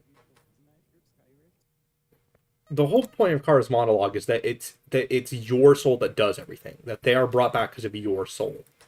So yes, Frisk is the one powerful enough to erase the universe because Kara is just borrowing their power or is recreated by their power. That power is just enough to also kill Frisk in this context, or the player, whatever you want to think of him as. Because like Kara's whole thing is like it was not my soul, but yours, and that's like that's what the entire fucking monologue is like about. How Kara's plan and interpretation of things failed, and then they wake back up because they're with you, etc. And then your soul becomes level 9, or level 20, because you decide to do everything, and then that... Fucking god, doing it normally is even worse. Never mind, I thought I was being safe.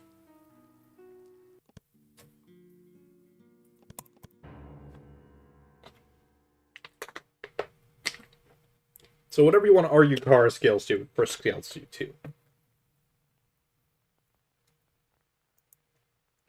And I don't even think they're great power scaling characters anyway.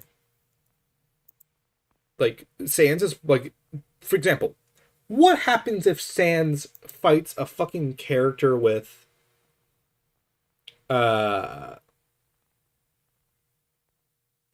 with fucking Swift, a Pokemon with Swift? Does Sans lose instantly to a Pokemon with Swift? Because it never misses. Azrael's another example of, like, Frisk scaling becoming bullshit. Because Frisk can somehow hold on indefinitely with determination, but can't overwrite Omega Flowey's save states. Undertale is terrible for power scaling, I will say. It only works for power scaling if you're doing like a fan universe where you have clear rules in place. Because Undertale itself has no fucking rules for how its universe works.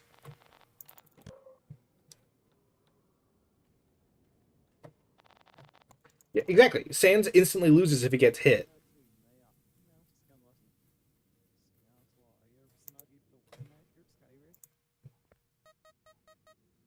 Sans is literally hacks incarnate. He's a character who just breaks how the game works, and that happens to put him in his favor.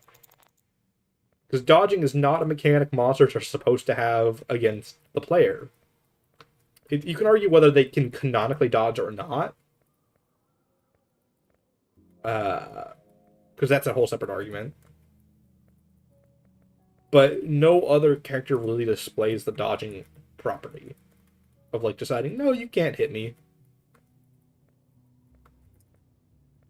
And that's what makes Sans hard. If Sans was a normal monster, you would defeat him in one hit, canonically. It is a... yeah. It doesn't really matter if you can teleport or not.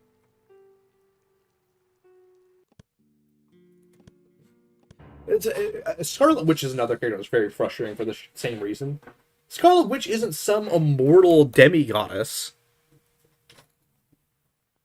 Like in normal Scarlet Witch, like just picking for whatever, like an MCU Scarlet Witch. There's no reason she has infinite all-knowing power or whatever that makes her immortal or unkillable.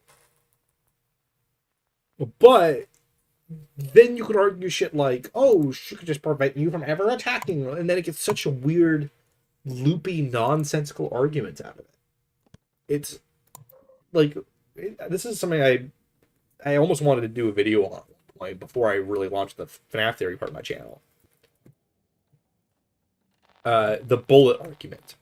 For example, Shigaraki at the start of My Hero Academia is shown he can be hurt by bullets. The only reason he isn't killed by bullets is because the heroes don't want to kill people. In theory, the entire series, as we understand it, could have been avoided if he was just shot in the head there. Despite this fact that we know later, Shigaraki, when he's not being held back, can fucking erase cities. But he doesn't get any power that makes him bulletproof, inherently. Theoretically, a bullet until the all for one point in his character arc could still kill him. And that's why some characters get really nonsensical with power scaling.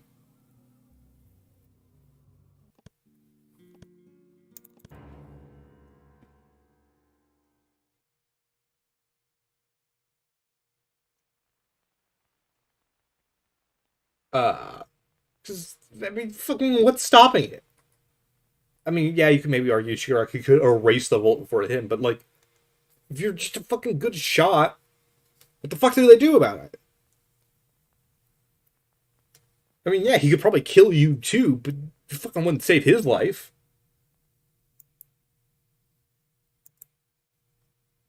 Uh,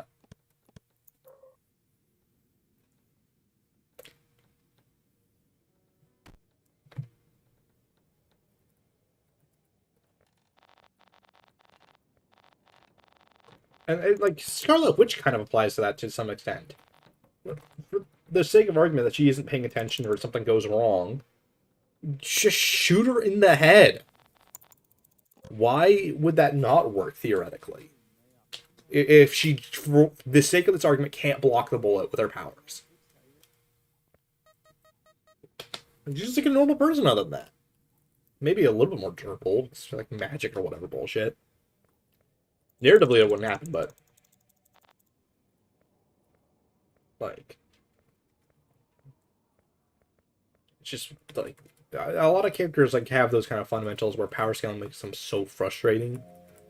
And I feel like almost every Undertale character has some level of that. Papyrus is the biggest example of, like, what the fuck do you scale him with?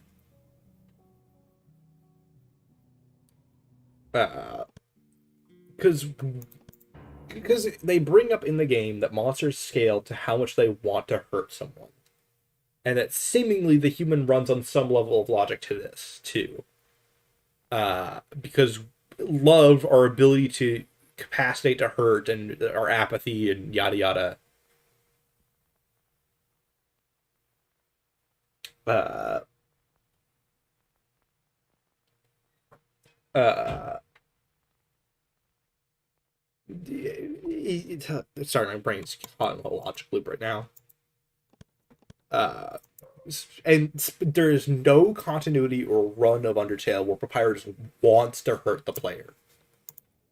And he's naturally got pretty damn good stats. So it's really hard to analyze Papyrus because there's no continuity where we can see his full power. For example, there's the question, is he stronger than Sans? But he's such a goody two-shoes happy boy that he never wants to hurt you.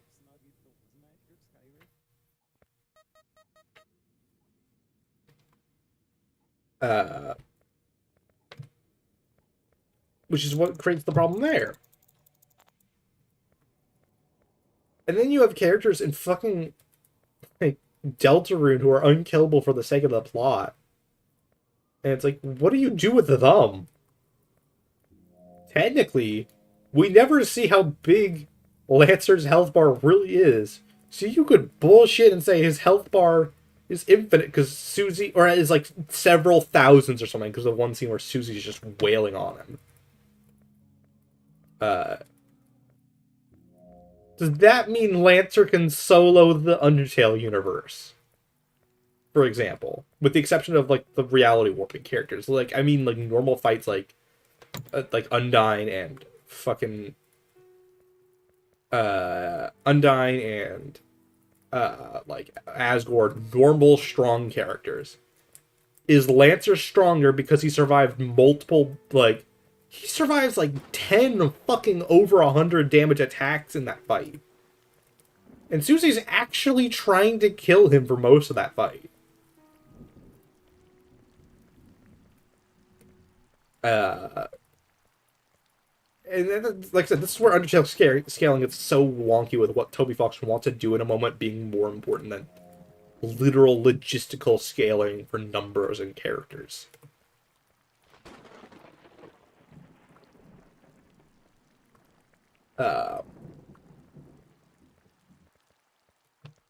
Because the point of that moment isn't that Lancer has a billion health. The point of that moment is that fucking he doesn't want to hurt Susie, even though they're enemies at that point, kind of. Not really. They're still friends, but like he's trying to put up the front that they're enemies, and just has to take the blows because he doesn't really want to hurt Susie.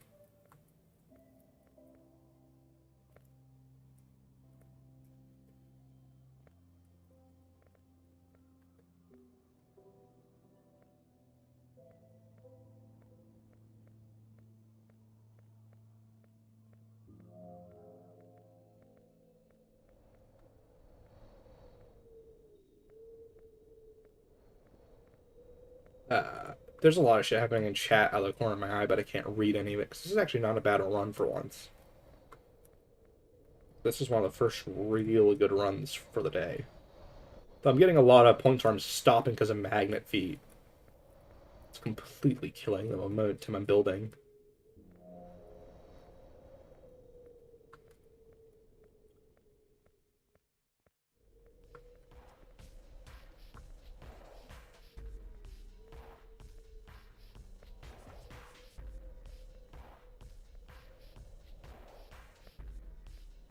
You can actually line that section up, where you can actually just walk through it normally without doing a skid jump at all.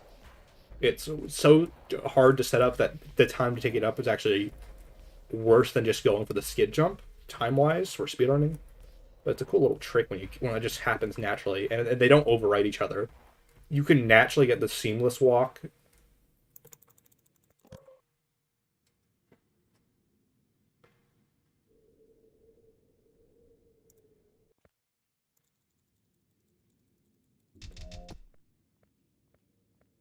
Yeah, his Sansa's stats say he has 1 defense. It never specifies he has 1 HP, which is a common misconception.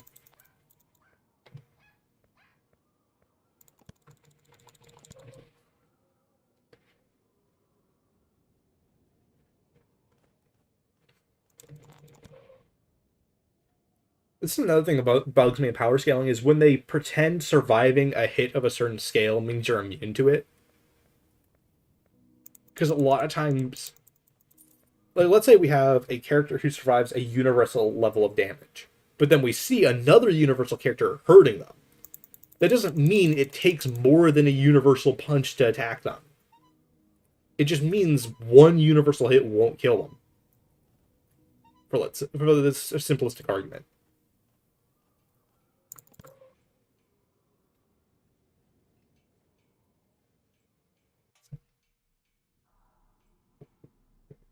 Sans is Saitama.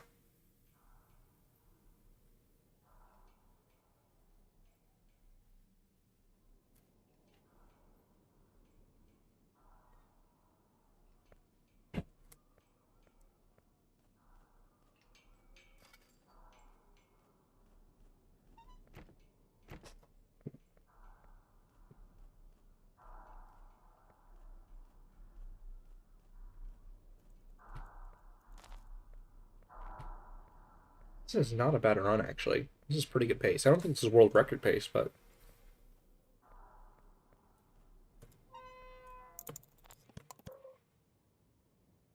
that was a good skip there, though.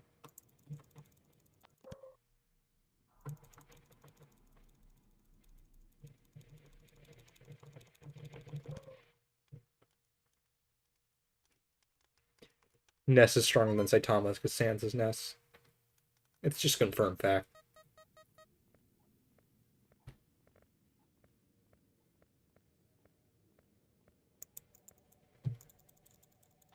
So people might have noticed in the poll I did recently, that there's a video comparing 2 characters, the bite victim and another character who is unannounced in that poll. I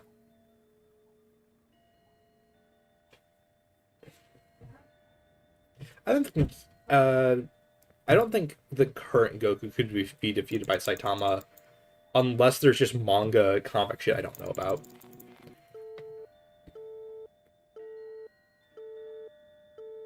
It all depends on things I just don't know about. Like,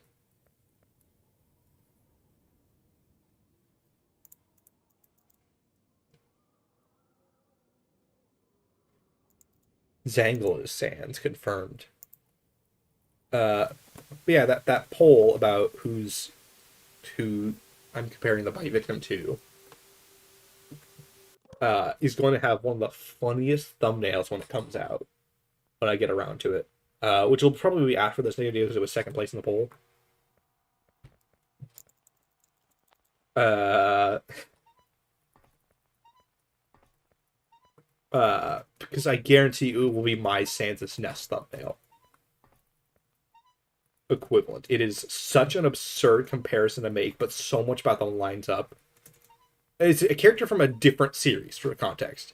I'm not literally arguing they are the same person, but it's funny as fuck. No! Fuck off!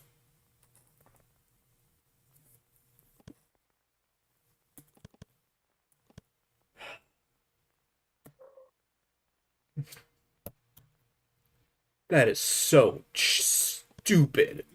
I've never failed that jump.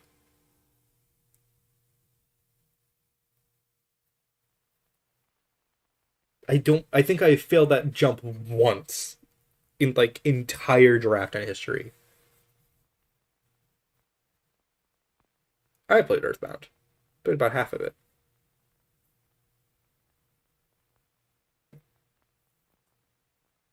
That is such dog shit. New attempt.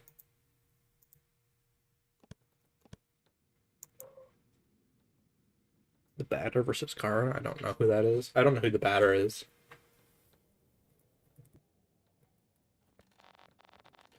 Okay. 100% all-powerful concentration run.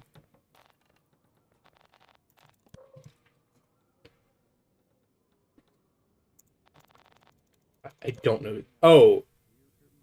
The batter? Who is the batter in this context?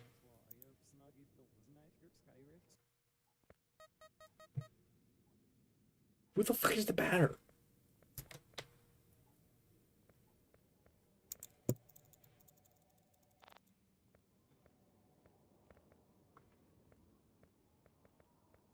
I can't even read chat to see the answer because I'm playing Giraffe Town.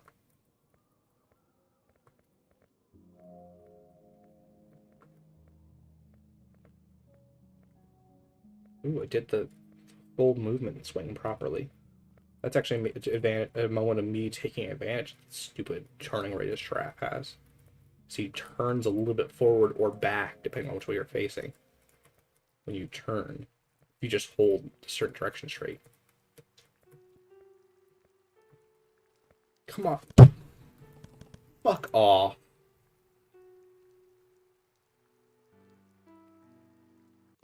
I don't know what the fuck OFF is.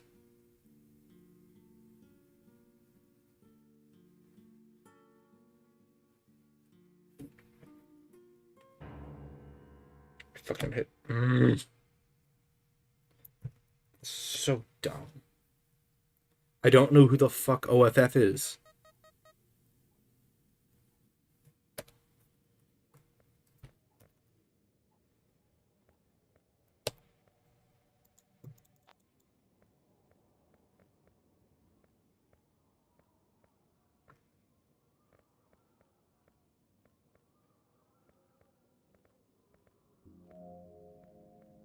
This is a road-only run, and it's already dead. It's an RPG Maker game? Okay, I don't know.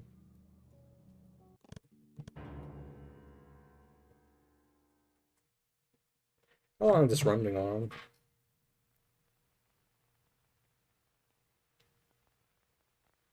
2 hours, it says.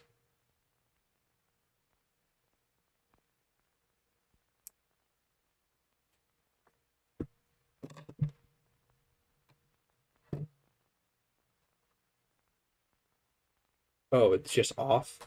RPG Maker game. This is Omori. There actually been some pretty good mashups between Deltarune themes and Omori themes. I know Undertale. I know car technically isn't Deltarune, but uh,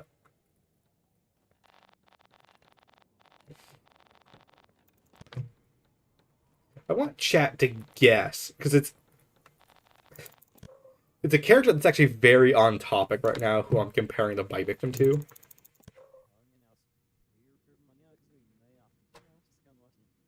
Uh,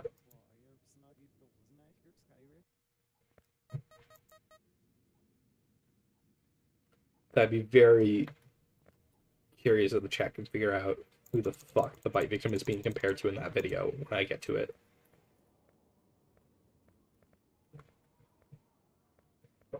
Holy shit.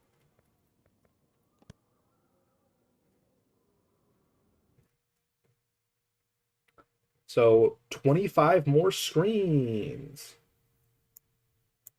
Let's what the fuck, Jojo Bob? Are you okay financially? Did I just ruin your chance of retirement and or college, whatever the next phase of your life is? Jojo Bob, please.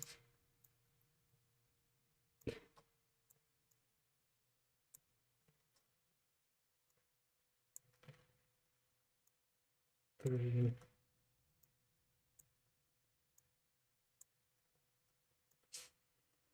4,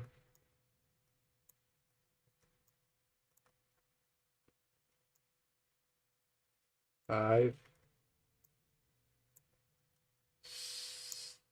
6, 7, 8, 9, 10, 11, 12, 13, 14, 15, 16, 17, 18, 19, 20, 21, 22, 23, 24, 25,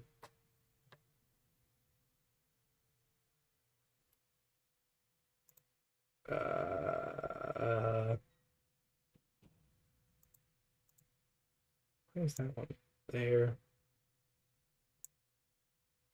Wait, is this the original?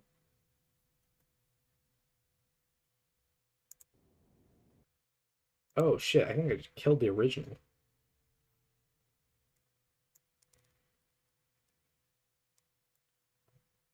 Well, let me restore the original. Wait, that's on top. That's the top layer. Let's move that down. Dang, this is hard to place. There we go.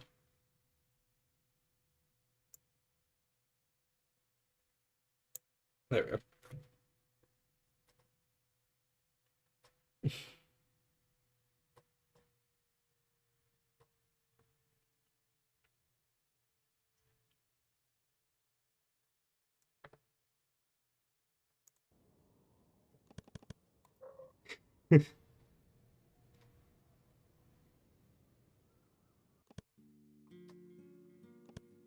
Yeah. I think cosmology is kind of like the basically how, like, for example, if they say the universe is 12 light years long, which is way smaller than the real universe, and then you have a character who lives in a realistic universe that's like super big, destroying the universe is fundamentally less impressive in one universe than it is in another. That's the kind of logic of cosmology. Uh, what I do not agree with is a common power scaling idea is that a character, if a character exists and a higher level of existence, they are inherently stronger than all characters below that level of existence. So, for example, we know this is objectively false in the DC universe because Superman is consistently able to outwit and kind of bypass Mr. Mixaplicalic, even Supermen who are not a fourth dimensional being.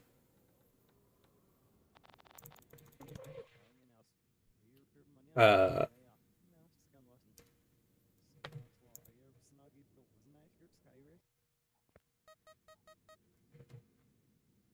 uh, and I did the timer wrong. Whatever.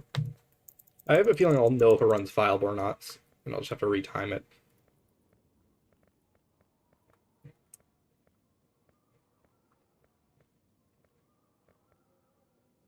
And it's not viable anyway. Who cares?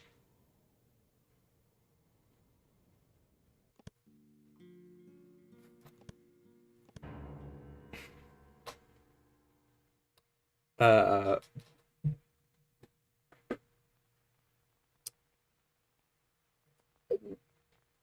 I feel like a lot of stories just inherently give characters with a power. This was a thing. Is like a lot of times people series treat being superpowered as inherently somehow bypassing problems.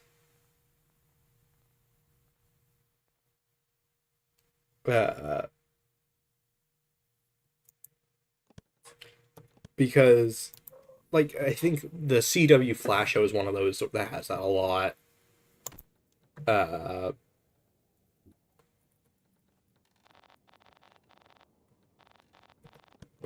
totally watch that. Where it's like Captain Cold can kind of just bullshit shit for the sake of the plot happening often.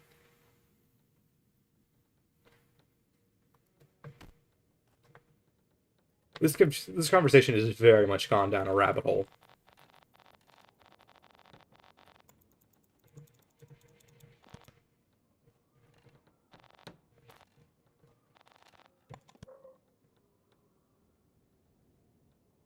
Fan fiction kind of depends on the fan fiction.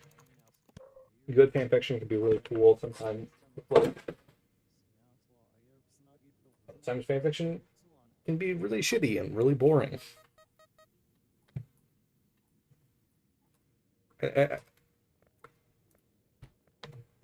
When you think about it, how many cool comics and concepts come from fan fiction, where it's like basically every Undertale AU comic is a fucking fan fiction work. And some of them can be really cool and tell really interesting stories that expand upon the ideas of Undertale. And then there are ones where it's like, I'm Omega Alpha Sans. I'm stronger than Omega Sans, and therefore I can rend all reality.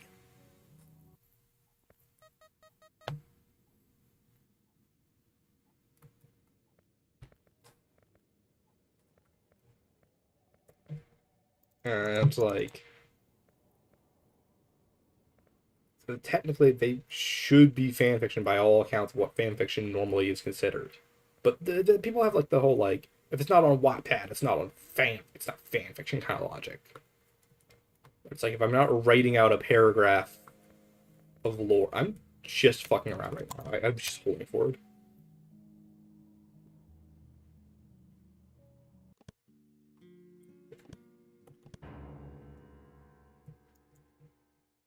I mean, it's still fan fiction if you're just writing.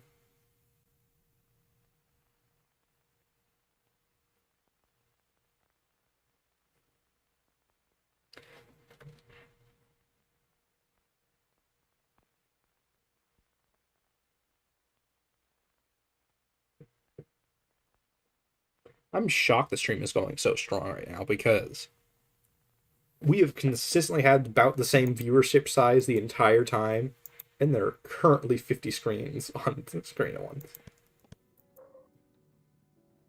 Uh, there's not 50. It's should be $10 in the beginning. So we're at 30 screens right now, and the stream is surprisingly going strong.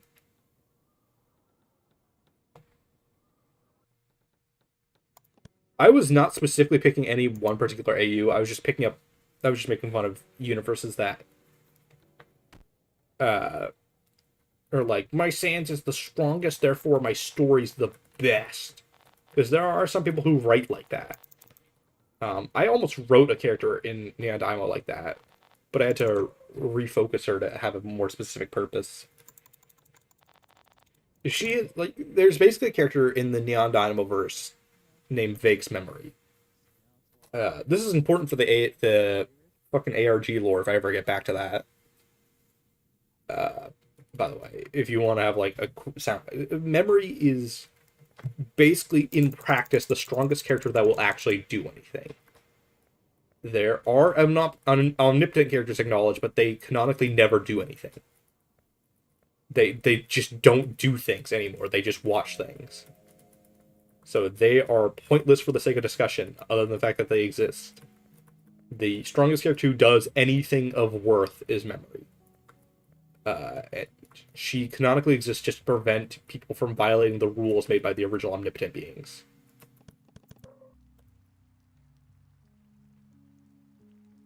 I fucking hate how many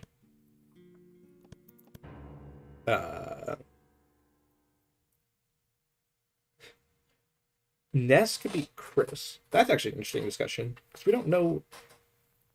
Assuming we scale Dark World Chris as a real Chris, that's not just like imaginary or whatever. That would be an interesting fight. Ness does some absurd shit though. Ness is genuinely a borderline universal character.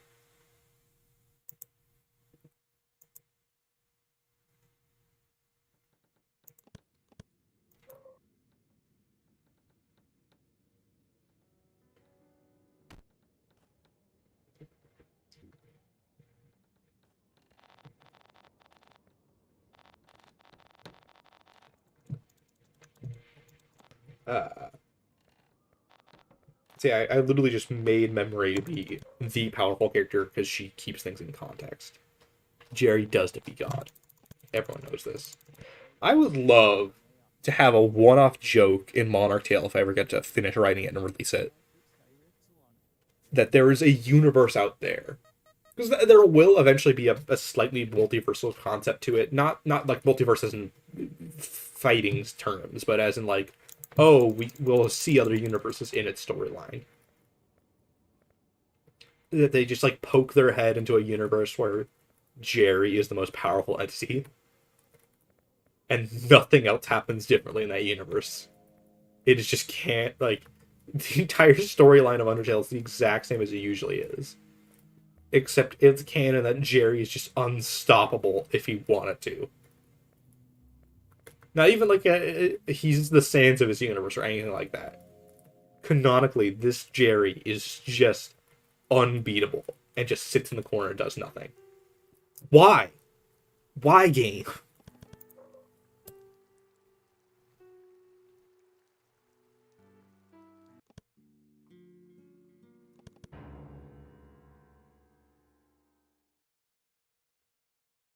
Oh yeah, that's basically an S. S can do absurd shit.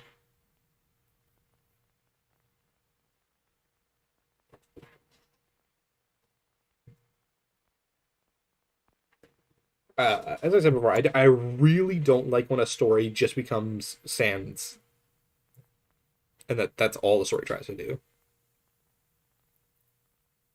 That's kind of my one of my favorite shows with the concept of error Sans and ink Sans is like, why the fuck are these guys Sans?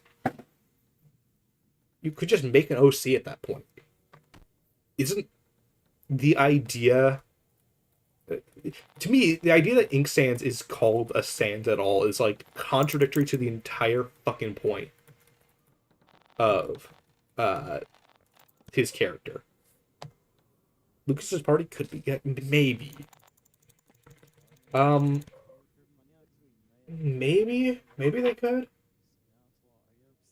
I'm not sure. I haven't played Mother to 3 properly, so I don't 100% know Lucas's power scaling. If that's even that important to Mother 3.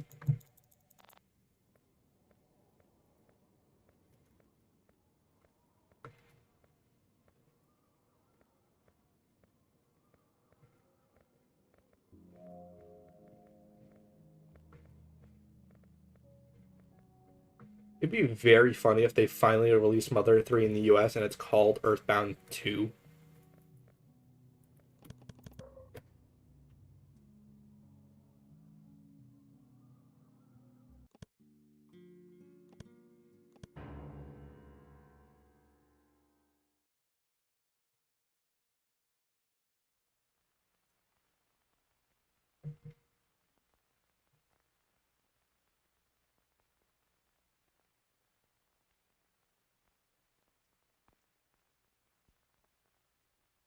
OC is such a weird term because, like, do they stop being OC at a certain point? Okay, I'm gonna do something just because I realized I am speedrunning, so I should probably do this.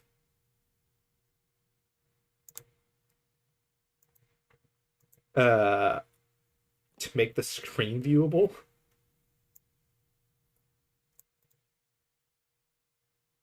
Uh,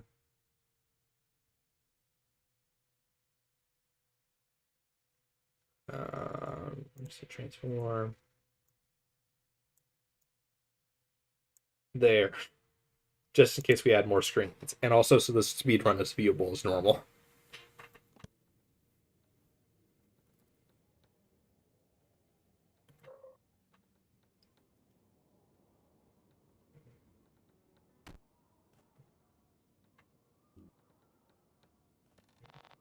Yeah, I don't think.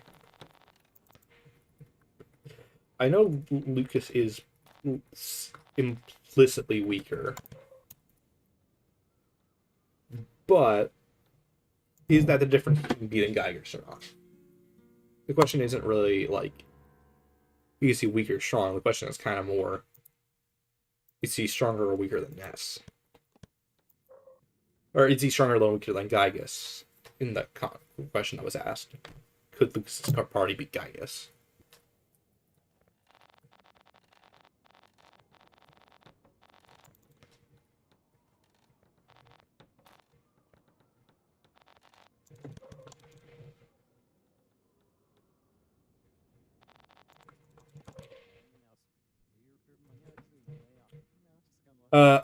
This T posing Spring Bonnie, that is an official render from the Ultimate Guide. I believe it's his character bio. I use that image so much that I forgot where I specifically borrowed it from, but it's in the Ultimate Guide. There's also a semi-official render of Spring Bonnie I started using to represent the missing children's incident. It's semi-official because someone modded Spring Bonnie's model back into Help Wanted and put it in where Glitch Trap's model should be. In uh party. What the fuck's the minigame? My brain is totally blanking on what that minigame's called.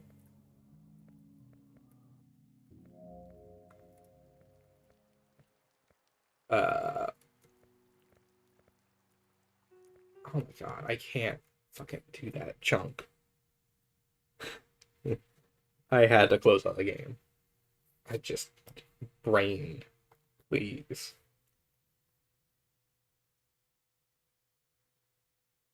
I'm gonna go to the bathroom real quick. Talk amongst yourself.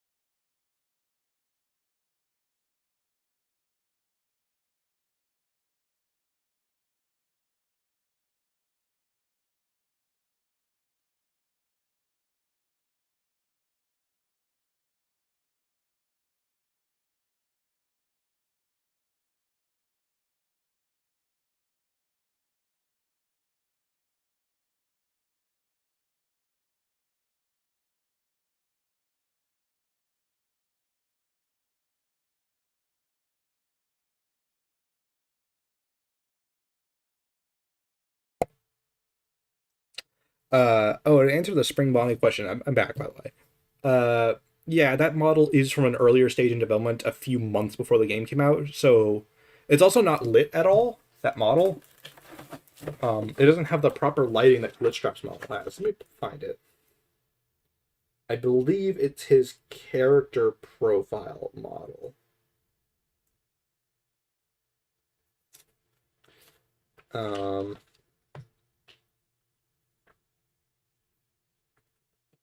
In the back of the book, if I think.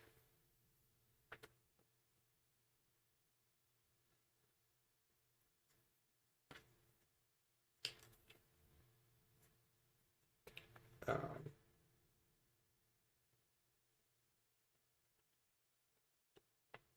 yeah, it is. It's a character profile model. It's not properly lit, so it looks pretty shitty.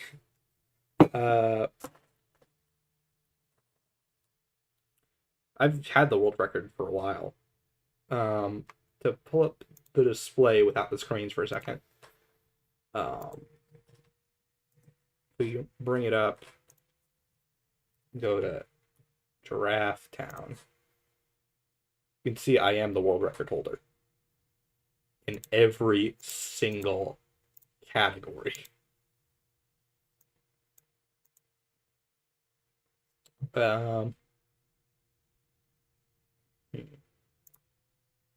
I don't know if I continue playing Giraffe Town or not.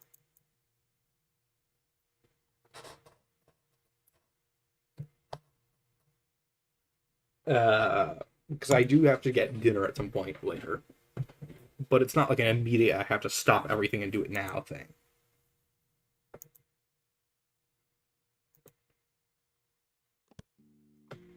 I think I give it one last mean few attempts.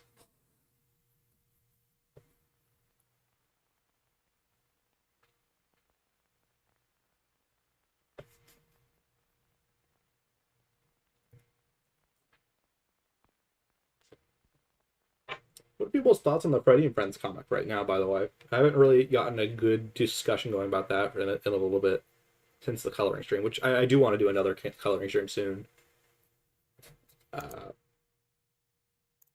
Coloring stream might be a great stream to do screen donations on, actually.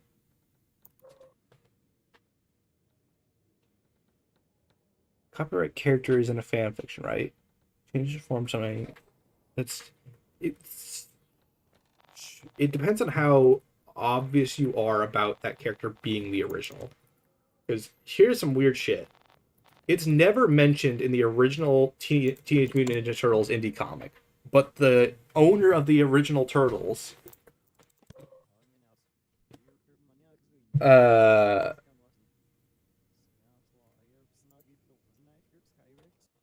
uh, okay, brain. So in the original Teenage Mutant Ninja Turtle indie comics that they were born from, it's implied the kid who owns them is Matt Murdock, Daredevil. And the chemical spill that helps enhance his sight and makes him blind is what causes the ooze that causes the turtles to mutate. So if you're not clear about it, you can get away with it if you imply they're the original. Another example is the writer for the Sonic Archie comic, or one of the writers, not the writer, Ken Penders, who did the Knuckles comic, was like his main thing. He wrote almost all of the Knuckles comic.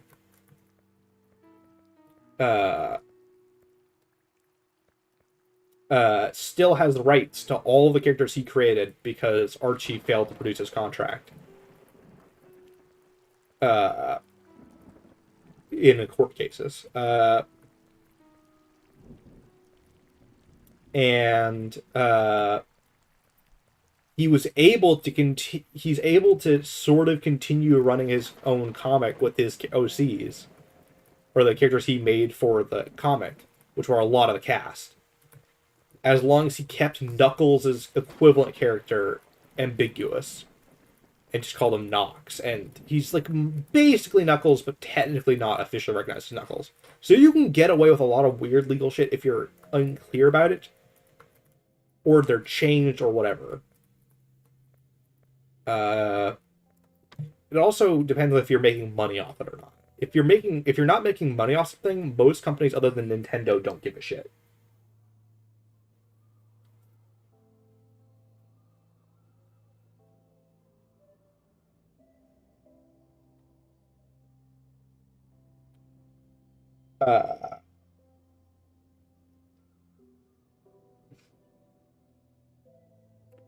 Uh, it's more unclear how the ooze works in the original comic.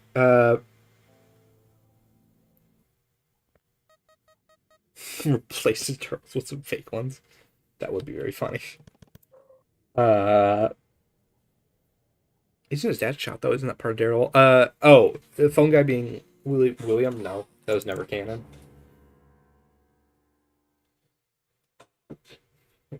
That has never been canon. It was never retconned because it was never true. It might be kind of acknowledged in the movie because William talks to Mike over the phone. It looks like in the trailer, which is kind of a nod to it, but it doesn't seem to be that he's the true phone guy.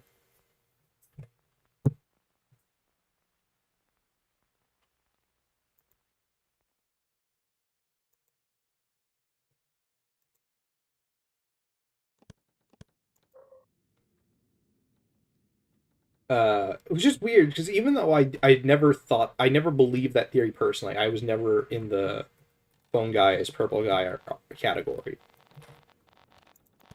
It was I would be lying if I said the evidence originally in the FNAF 2 point in time wasn't actually surprisingly good.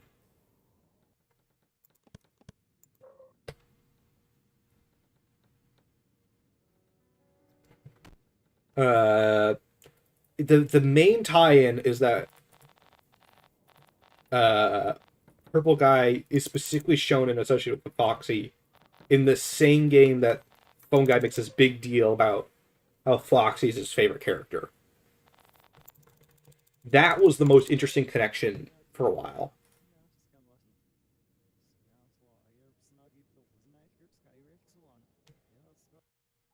That's really cool if Toby helped the creator of Air Sands make a kind of original comic with a character like him, but not quite. Because like Air Sands did impact a lot of my works. The idea of it, it's not quite. I don't think a character really remains who's like recognizable Air Sands, but a character definitely borrowed a motif that was reworked to a character that in name only references Air Sands, which is there's an important Neon Dynamo character named Tierra, who for a while, in really early prototype phases of Neon Dynamo, had a code motif. Specifically, he could create endless amounts of a specific physical construct that looked like ones and zeros, and that was like his original power. That's he still does create constructs and stuff, but it's very different now. In fact, he doesn't have the visual motif of code at all. It's more of like a metaphorical thing. Because he's kind of an experiment gone right. You need to know the context of the character when he appears. But he's kind of an experiment gone wrong, so it's almost his mocking name that he is a terrible error, hence Tierra. It's also a play on terror, obviously. But error did weirdly lead to that character existing, which kind of means Error Sands indirectly caused Neon Dynamo, because Neon Dynamo was originally supposed to be about Tierra. Sort of, kind of. It was complicated. It was supposed to be. So I originally had another webcomic I wanted to make called Play Chronicles. And Tierra was a main villain in an arc of Play Chronicles. And the idea was Play Chronicles would happen, and then Tierra would just kind of vanish, and this other webcomic I would update in the background would reveal Tierra was here in this universe. And that was kind of the setup, and it was all building to that of like what is this thing, and it's Tierra, and that was like the reveal, the etc. And that was like this big meta scheme I had. But I realized Play Chronicles, it wasn't really finished, even if I started working on it. I didn't know where it was going. I didn't have a lot of clear plans other than iconic moments I wanted to do. It was basically a series in concepts and scenes only. There was no story really to Play Chronicles.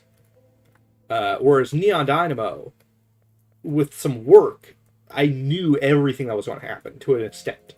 To like, I knew what scenes I was building towards. I knew where the story was going. Even if I didn't know how certain characters interlocked in some ways, I knew what their general role in the story was, and I might expand upon those characters and add more to them. But I had a sense of a lot of Neon Dynamo way more than I had Plague Chronicles. Plague Chronicles was almost a series of jokes and absurd concepts and like reality bending, mind breaking ideas over a story in a lot of ways. But Tier was heavily inspired by Error Sans. And to an extent, the magic system of Plague Chronicles was loosely inspired by Undertale.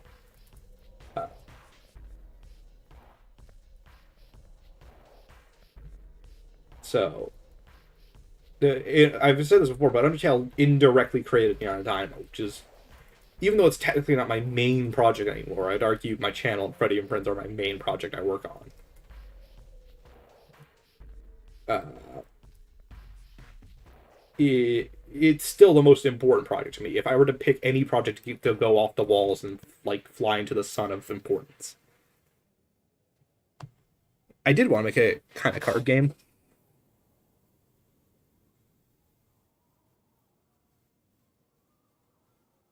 My parents say I'm an experiment that went wrong. Oh no.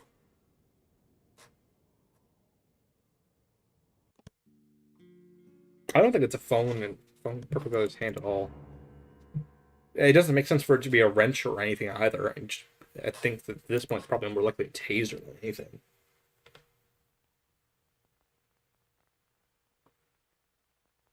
Card game, yeah. Sparkspar. It's a cardboard game hybrid. You have a board, you interact with the cards. If that makes sense. You have a character on a board, and the cards interact where you move, determine where you move, how you interact with the opponent, etc. So there's a physical element to the card game. I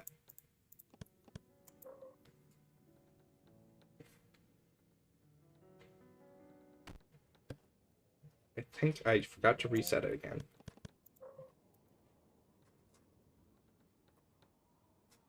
Yeah, but he's not interacting with Springlock suits in Save Them. And we don't see him use them the second time around, so I think it was just Scott wanted to show an outreached hand, or like a taser or something. And the community was like, curves! It's a phone!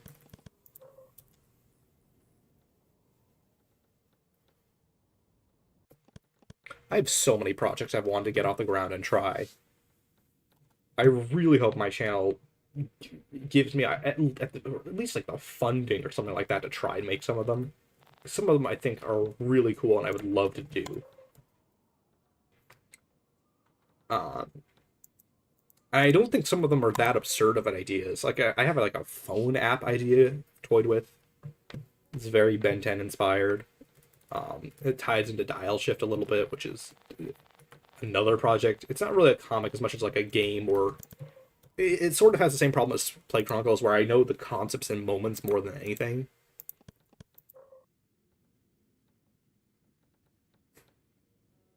With Millennium Falcon and sweating.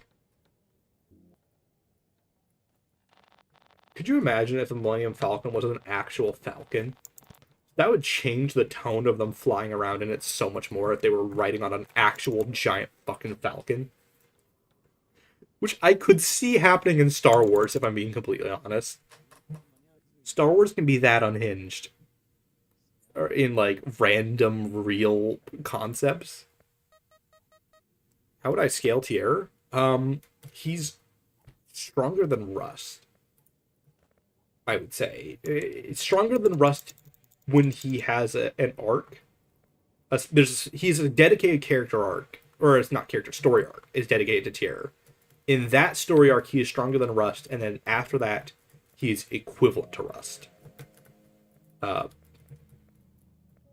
And that's totally one of those will totally make sense when that happens.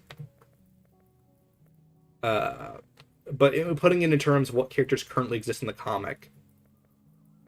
In fact, I would argue who's even the post-arc tier is probably stronger than Russ currently is in the comic. Rust doesn't really get much stronger throughout the series, but like if they were to fight, I feel like he would still beat this Rust. And I feel like you'd be able to achieve more interesting feats, even though he's not really a destruction type character post arc.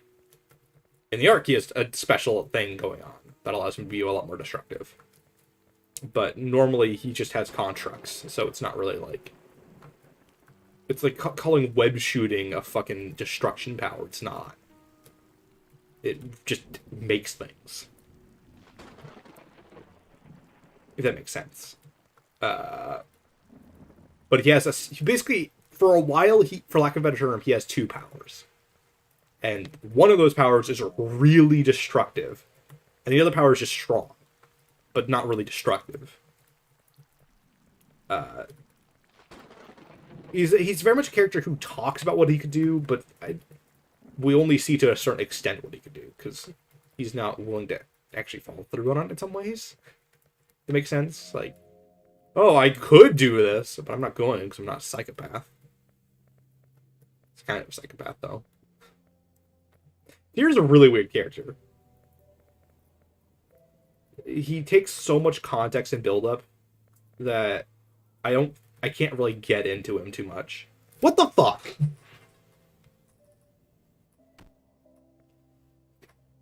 It was a falcon all along. The falcon was always just a bird. A very weird bird thing, one might even say.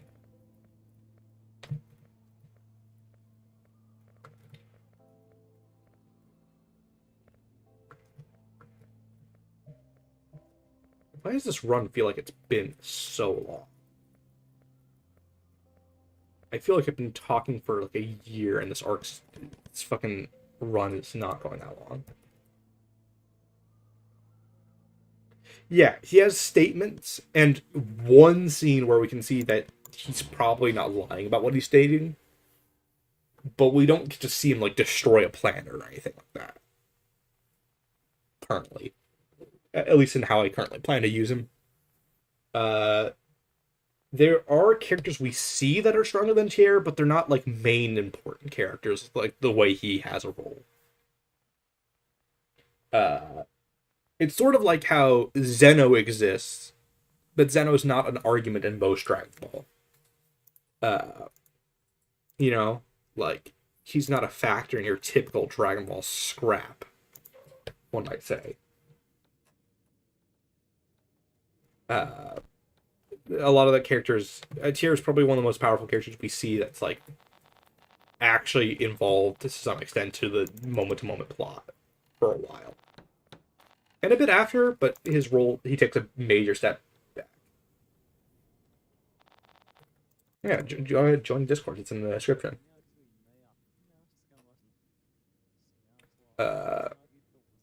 Someone has been, I don't know how private they want to be, so I'm just going to play it safe by treating them pirate. Has been, this is me on Discord. Their progress on a functional Five Nights at Freddy's Minecraft map build, which I definitely want to try out. If I could get it working, I would actually want to try it out in VR, if that's possible, which would be really cool. If I could play Five Nights at Freddy's in Minecraft in VR, but I don't know how to import worlds into Minecraft VR. But if I could do that, that'd be really cool. I might just play in normal Minecraft though, because I do plan to feature it on the stream, even briefly. Don't kill me.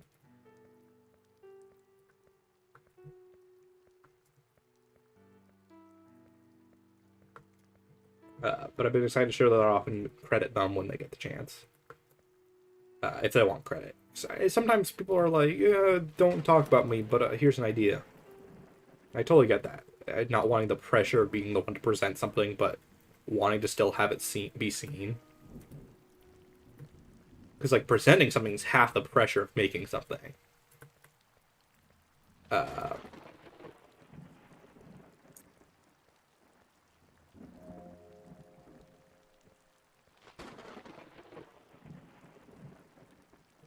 One thing I don't like, this section's not that hard in the road, but the lightning flashes are very distracting.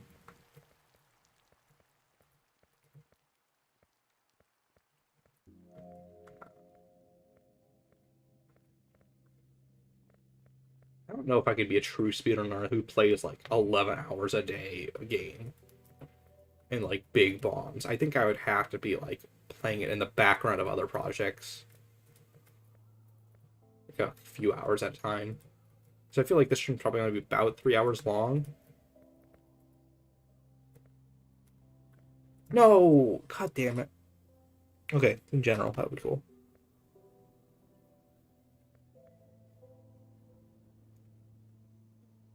In conceptual characters, I don't know who Oblivion is. I don't know why I'm restarting here consistently. I think it's because this section has a really cool slide in it. Like you can just go right there. And a few other spots where you can just kind of zip around when it works.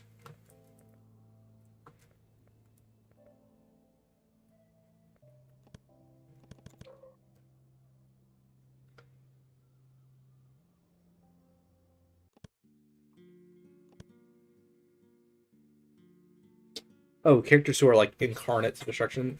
Those can be cool if they're pulled off well. Kind of what I'm going for with Memory, even though she's more the incarnate of balance and rules. Makes sense. Actually, let me show off. Let me streamer mode, but let me see if I can. In general, cheese frogs. Let me see. Display capture. Is this on? Yeah, hopefully this is on stream. So the build that's been talked about, the Little Millennium Falcon build, looks great. Also pretty damn good to scale. Anyway, back to it. Oh, actually, let me fix. Back to the giraffe nonsense. Yeah, like Incarnates of Destruction, or like I really like Gygus. I think Gygus is executed super well.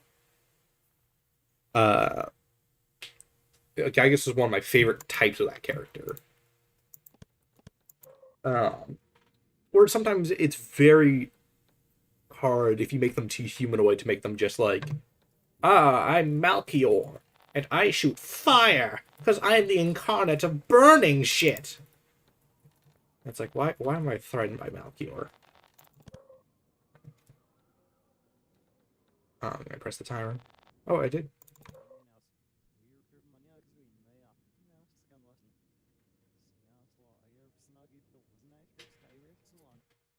I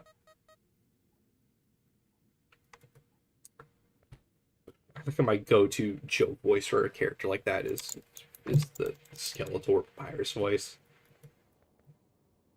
I like how that's such a universal concept that almost everyone goes for that kind of like cartoonish voice for him, because it fits so well.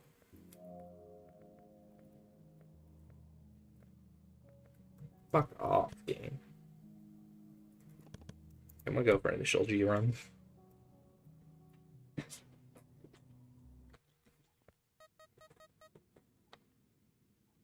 I'm trying to think of what other strong characters there are in the Undymo. Because, like I said, I don't really. Vice Mind from the ARGs is ridiculously powerful. No, he isn't really interacting too much with the plot.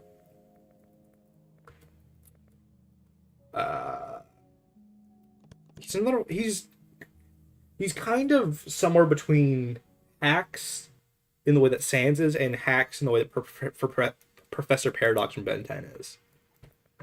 If you don't know Professor Paradox, the concept is he's a scientist from the 50s who conducts time travel experiments and gets shattered across time, kind of, basically. Like, he gets stuck in an infinite time dimension that never progresses or changes anything. And he's stuck there so long he goes insane and lapses so far into insanity that he lapses back to sanity with a perfect map and understanding of the universe, allow him to kind of do anything or go anywhere and bend time and space a little bit. Uh, he bends time a lot, but he's got some weird otherworldly properties from what we understand. Beyond just being a guy who knows where things are.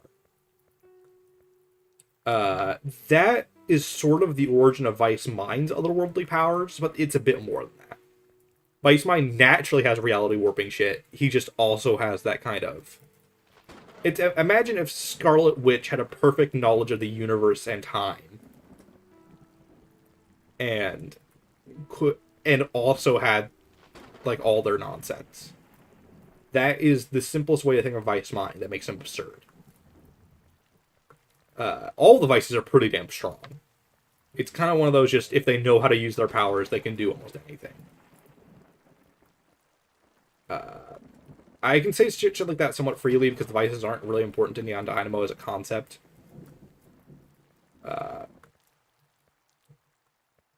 Even though a few do appear. One of them I don't have a proper name for at all. Maybe Vice Shifter will help in retrospect make it clear who the hell I'm talking about. They appear, they're kind of important for the sake of just being powerful. They have a very specific context of what they appear in.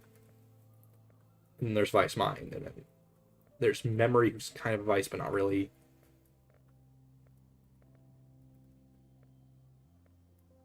What the hell? Professor Paradox? Yeah. I was talking about him a little bit. There, I think I have one last run in me.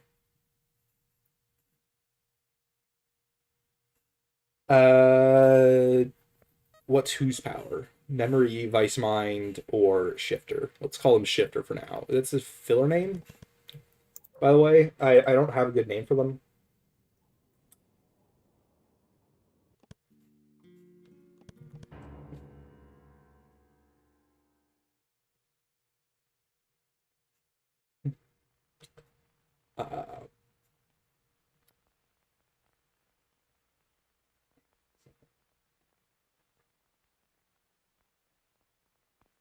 Goodbye, Jojo Bod.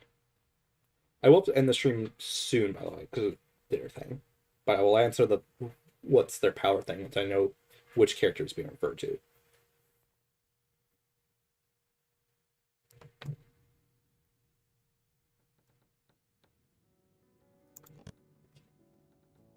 Run start.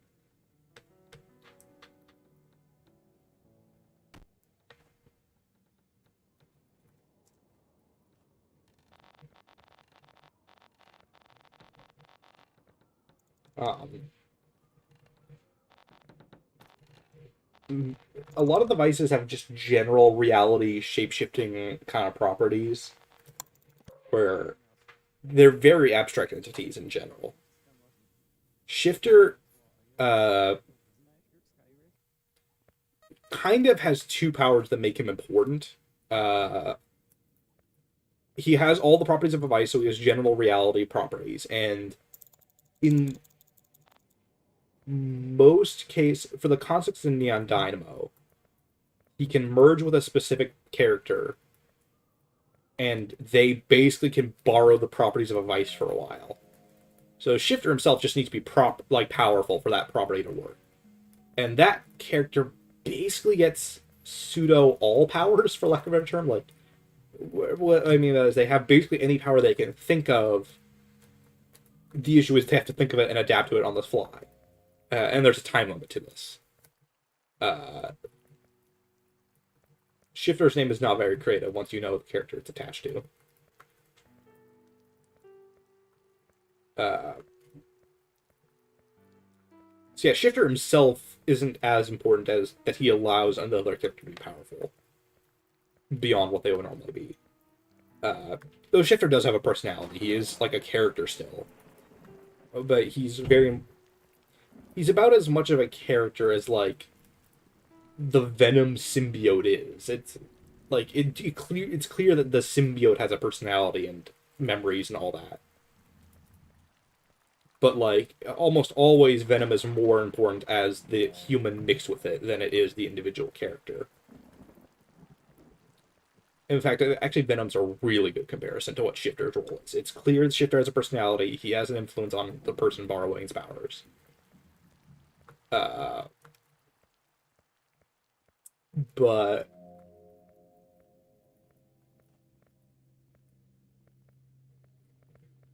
uh, Shifter himself isn't as important as the person he's bonded to temporarily. And that's one of the only times we see a Vice fight in the Undymo. Actually, is Shifter's role in the story.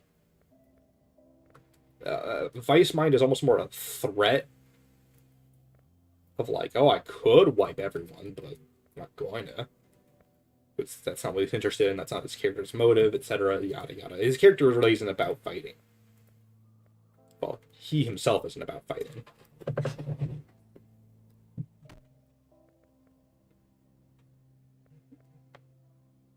The naming scheme of Vice is basically a title and species and first name all in one. It's sort of like Lord Smigglespack, for example. But it also determines like it's the name of their species. So the Vices are all one consistent type of entity. But they're kind of denoted by honestly very arbitrarily.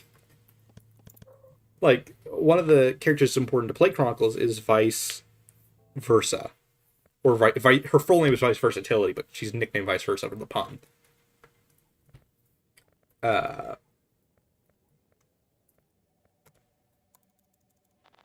But like she's not that much more versatile than most other Vices, so it's a lot of their names are pretty arbitrary.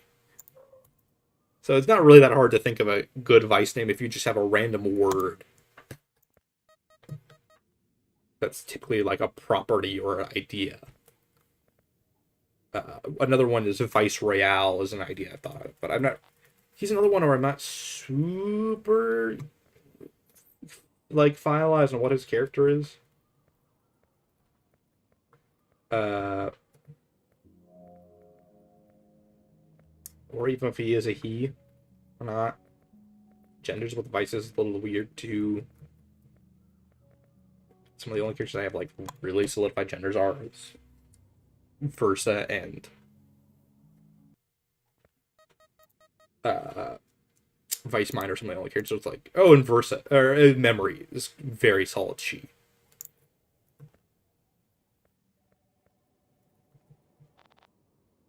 Yeah, I want to get a complete road running. I think that's a good thing to end on. I want to see if I can get a better record than my current best. There's Royale, there's Shifter, there's Memory, there's Versa. Another one I thought it was Killer, but I don't know if I were to use them, what the hell their role would be. Would be is.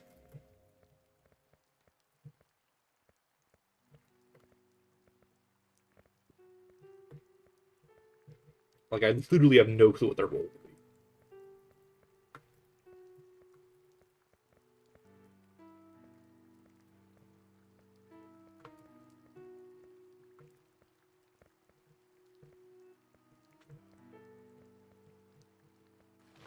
Vice Mind is not inspired by Ink Sands in any way. I think Ink Sands would fucking hate Vice Mind. But like, Mind is such the antithesis of like he's not an Air Sands kind of character per se, but God, he is.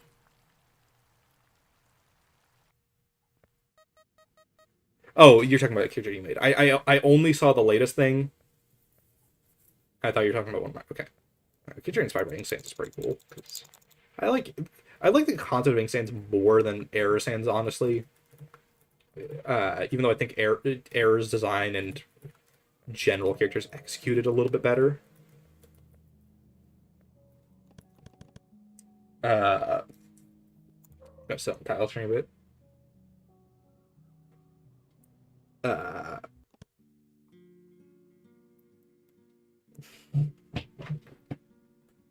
uh,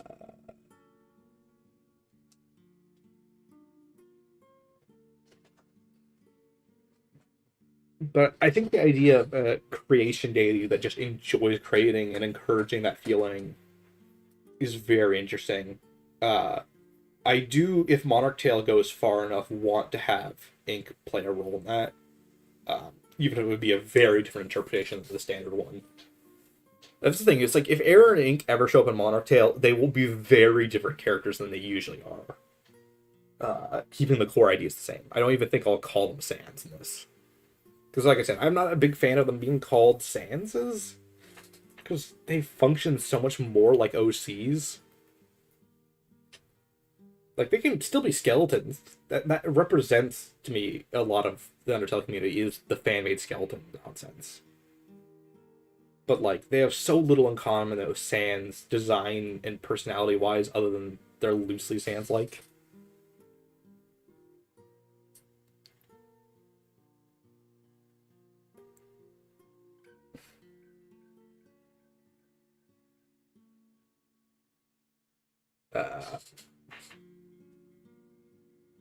There's something to me about... This is a big thing in Monarch. As I wrap up the stream. Is the idea of enjoying being alive for the sake of being alive. That is a big running motif with a specific character, and that is kind of a riff on something. About enjoying the ride for all of its ups and downs.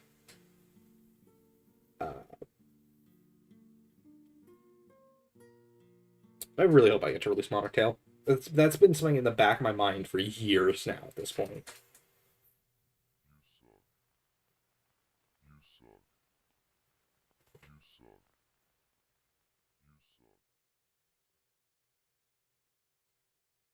Anyway, I think this is a good place to wind down the stream. I just think that kind of optimism, or maybe not even optimism, just the enjoyment of life is kind of an underrated story concept. I feel like pessimism is talked about a lot more, and a lot of blind optimism is used to when talking about positive things.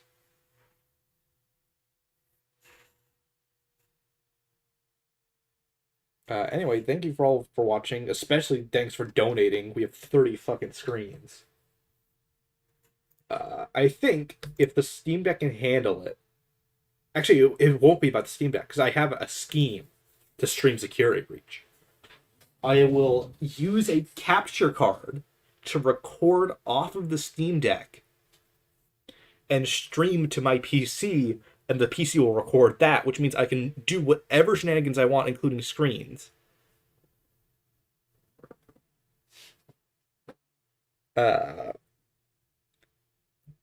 And we can add infinite number of streams for the Security Breach stream. Infinite number of screens. Which means that will be a surprise stream, question mark. And not really a surprise. It will be a screen stream. Because I can add any amount of screens I want to it, theoretically, if it works the way I think. If I can get it to work the way I think. Keyword. I do have this fucking USB Type-C to HDMI cable I've been sitting on for ages that I could use for it.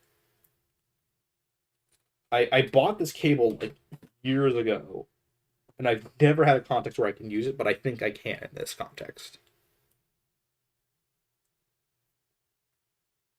The only issue is I'll have to play entirety Security Breach on controller, but I don't think that's the end of the world.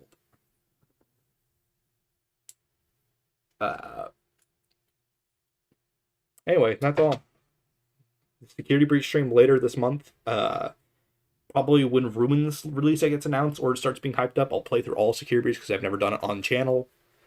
And I'll play through Ruin, obviously, when it comes out. And also art stream sometime soon doing War of Voting Friends. That's all.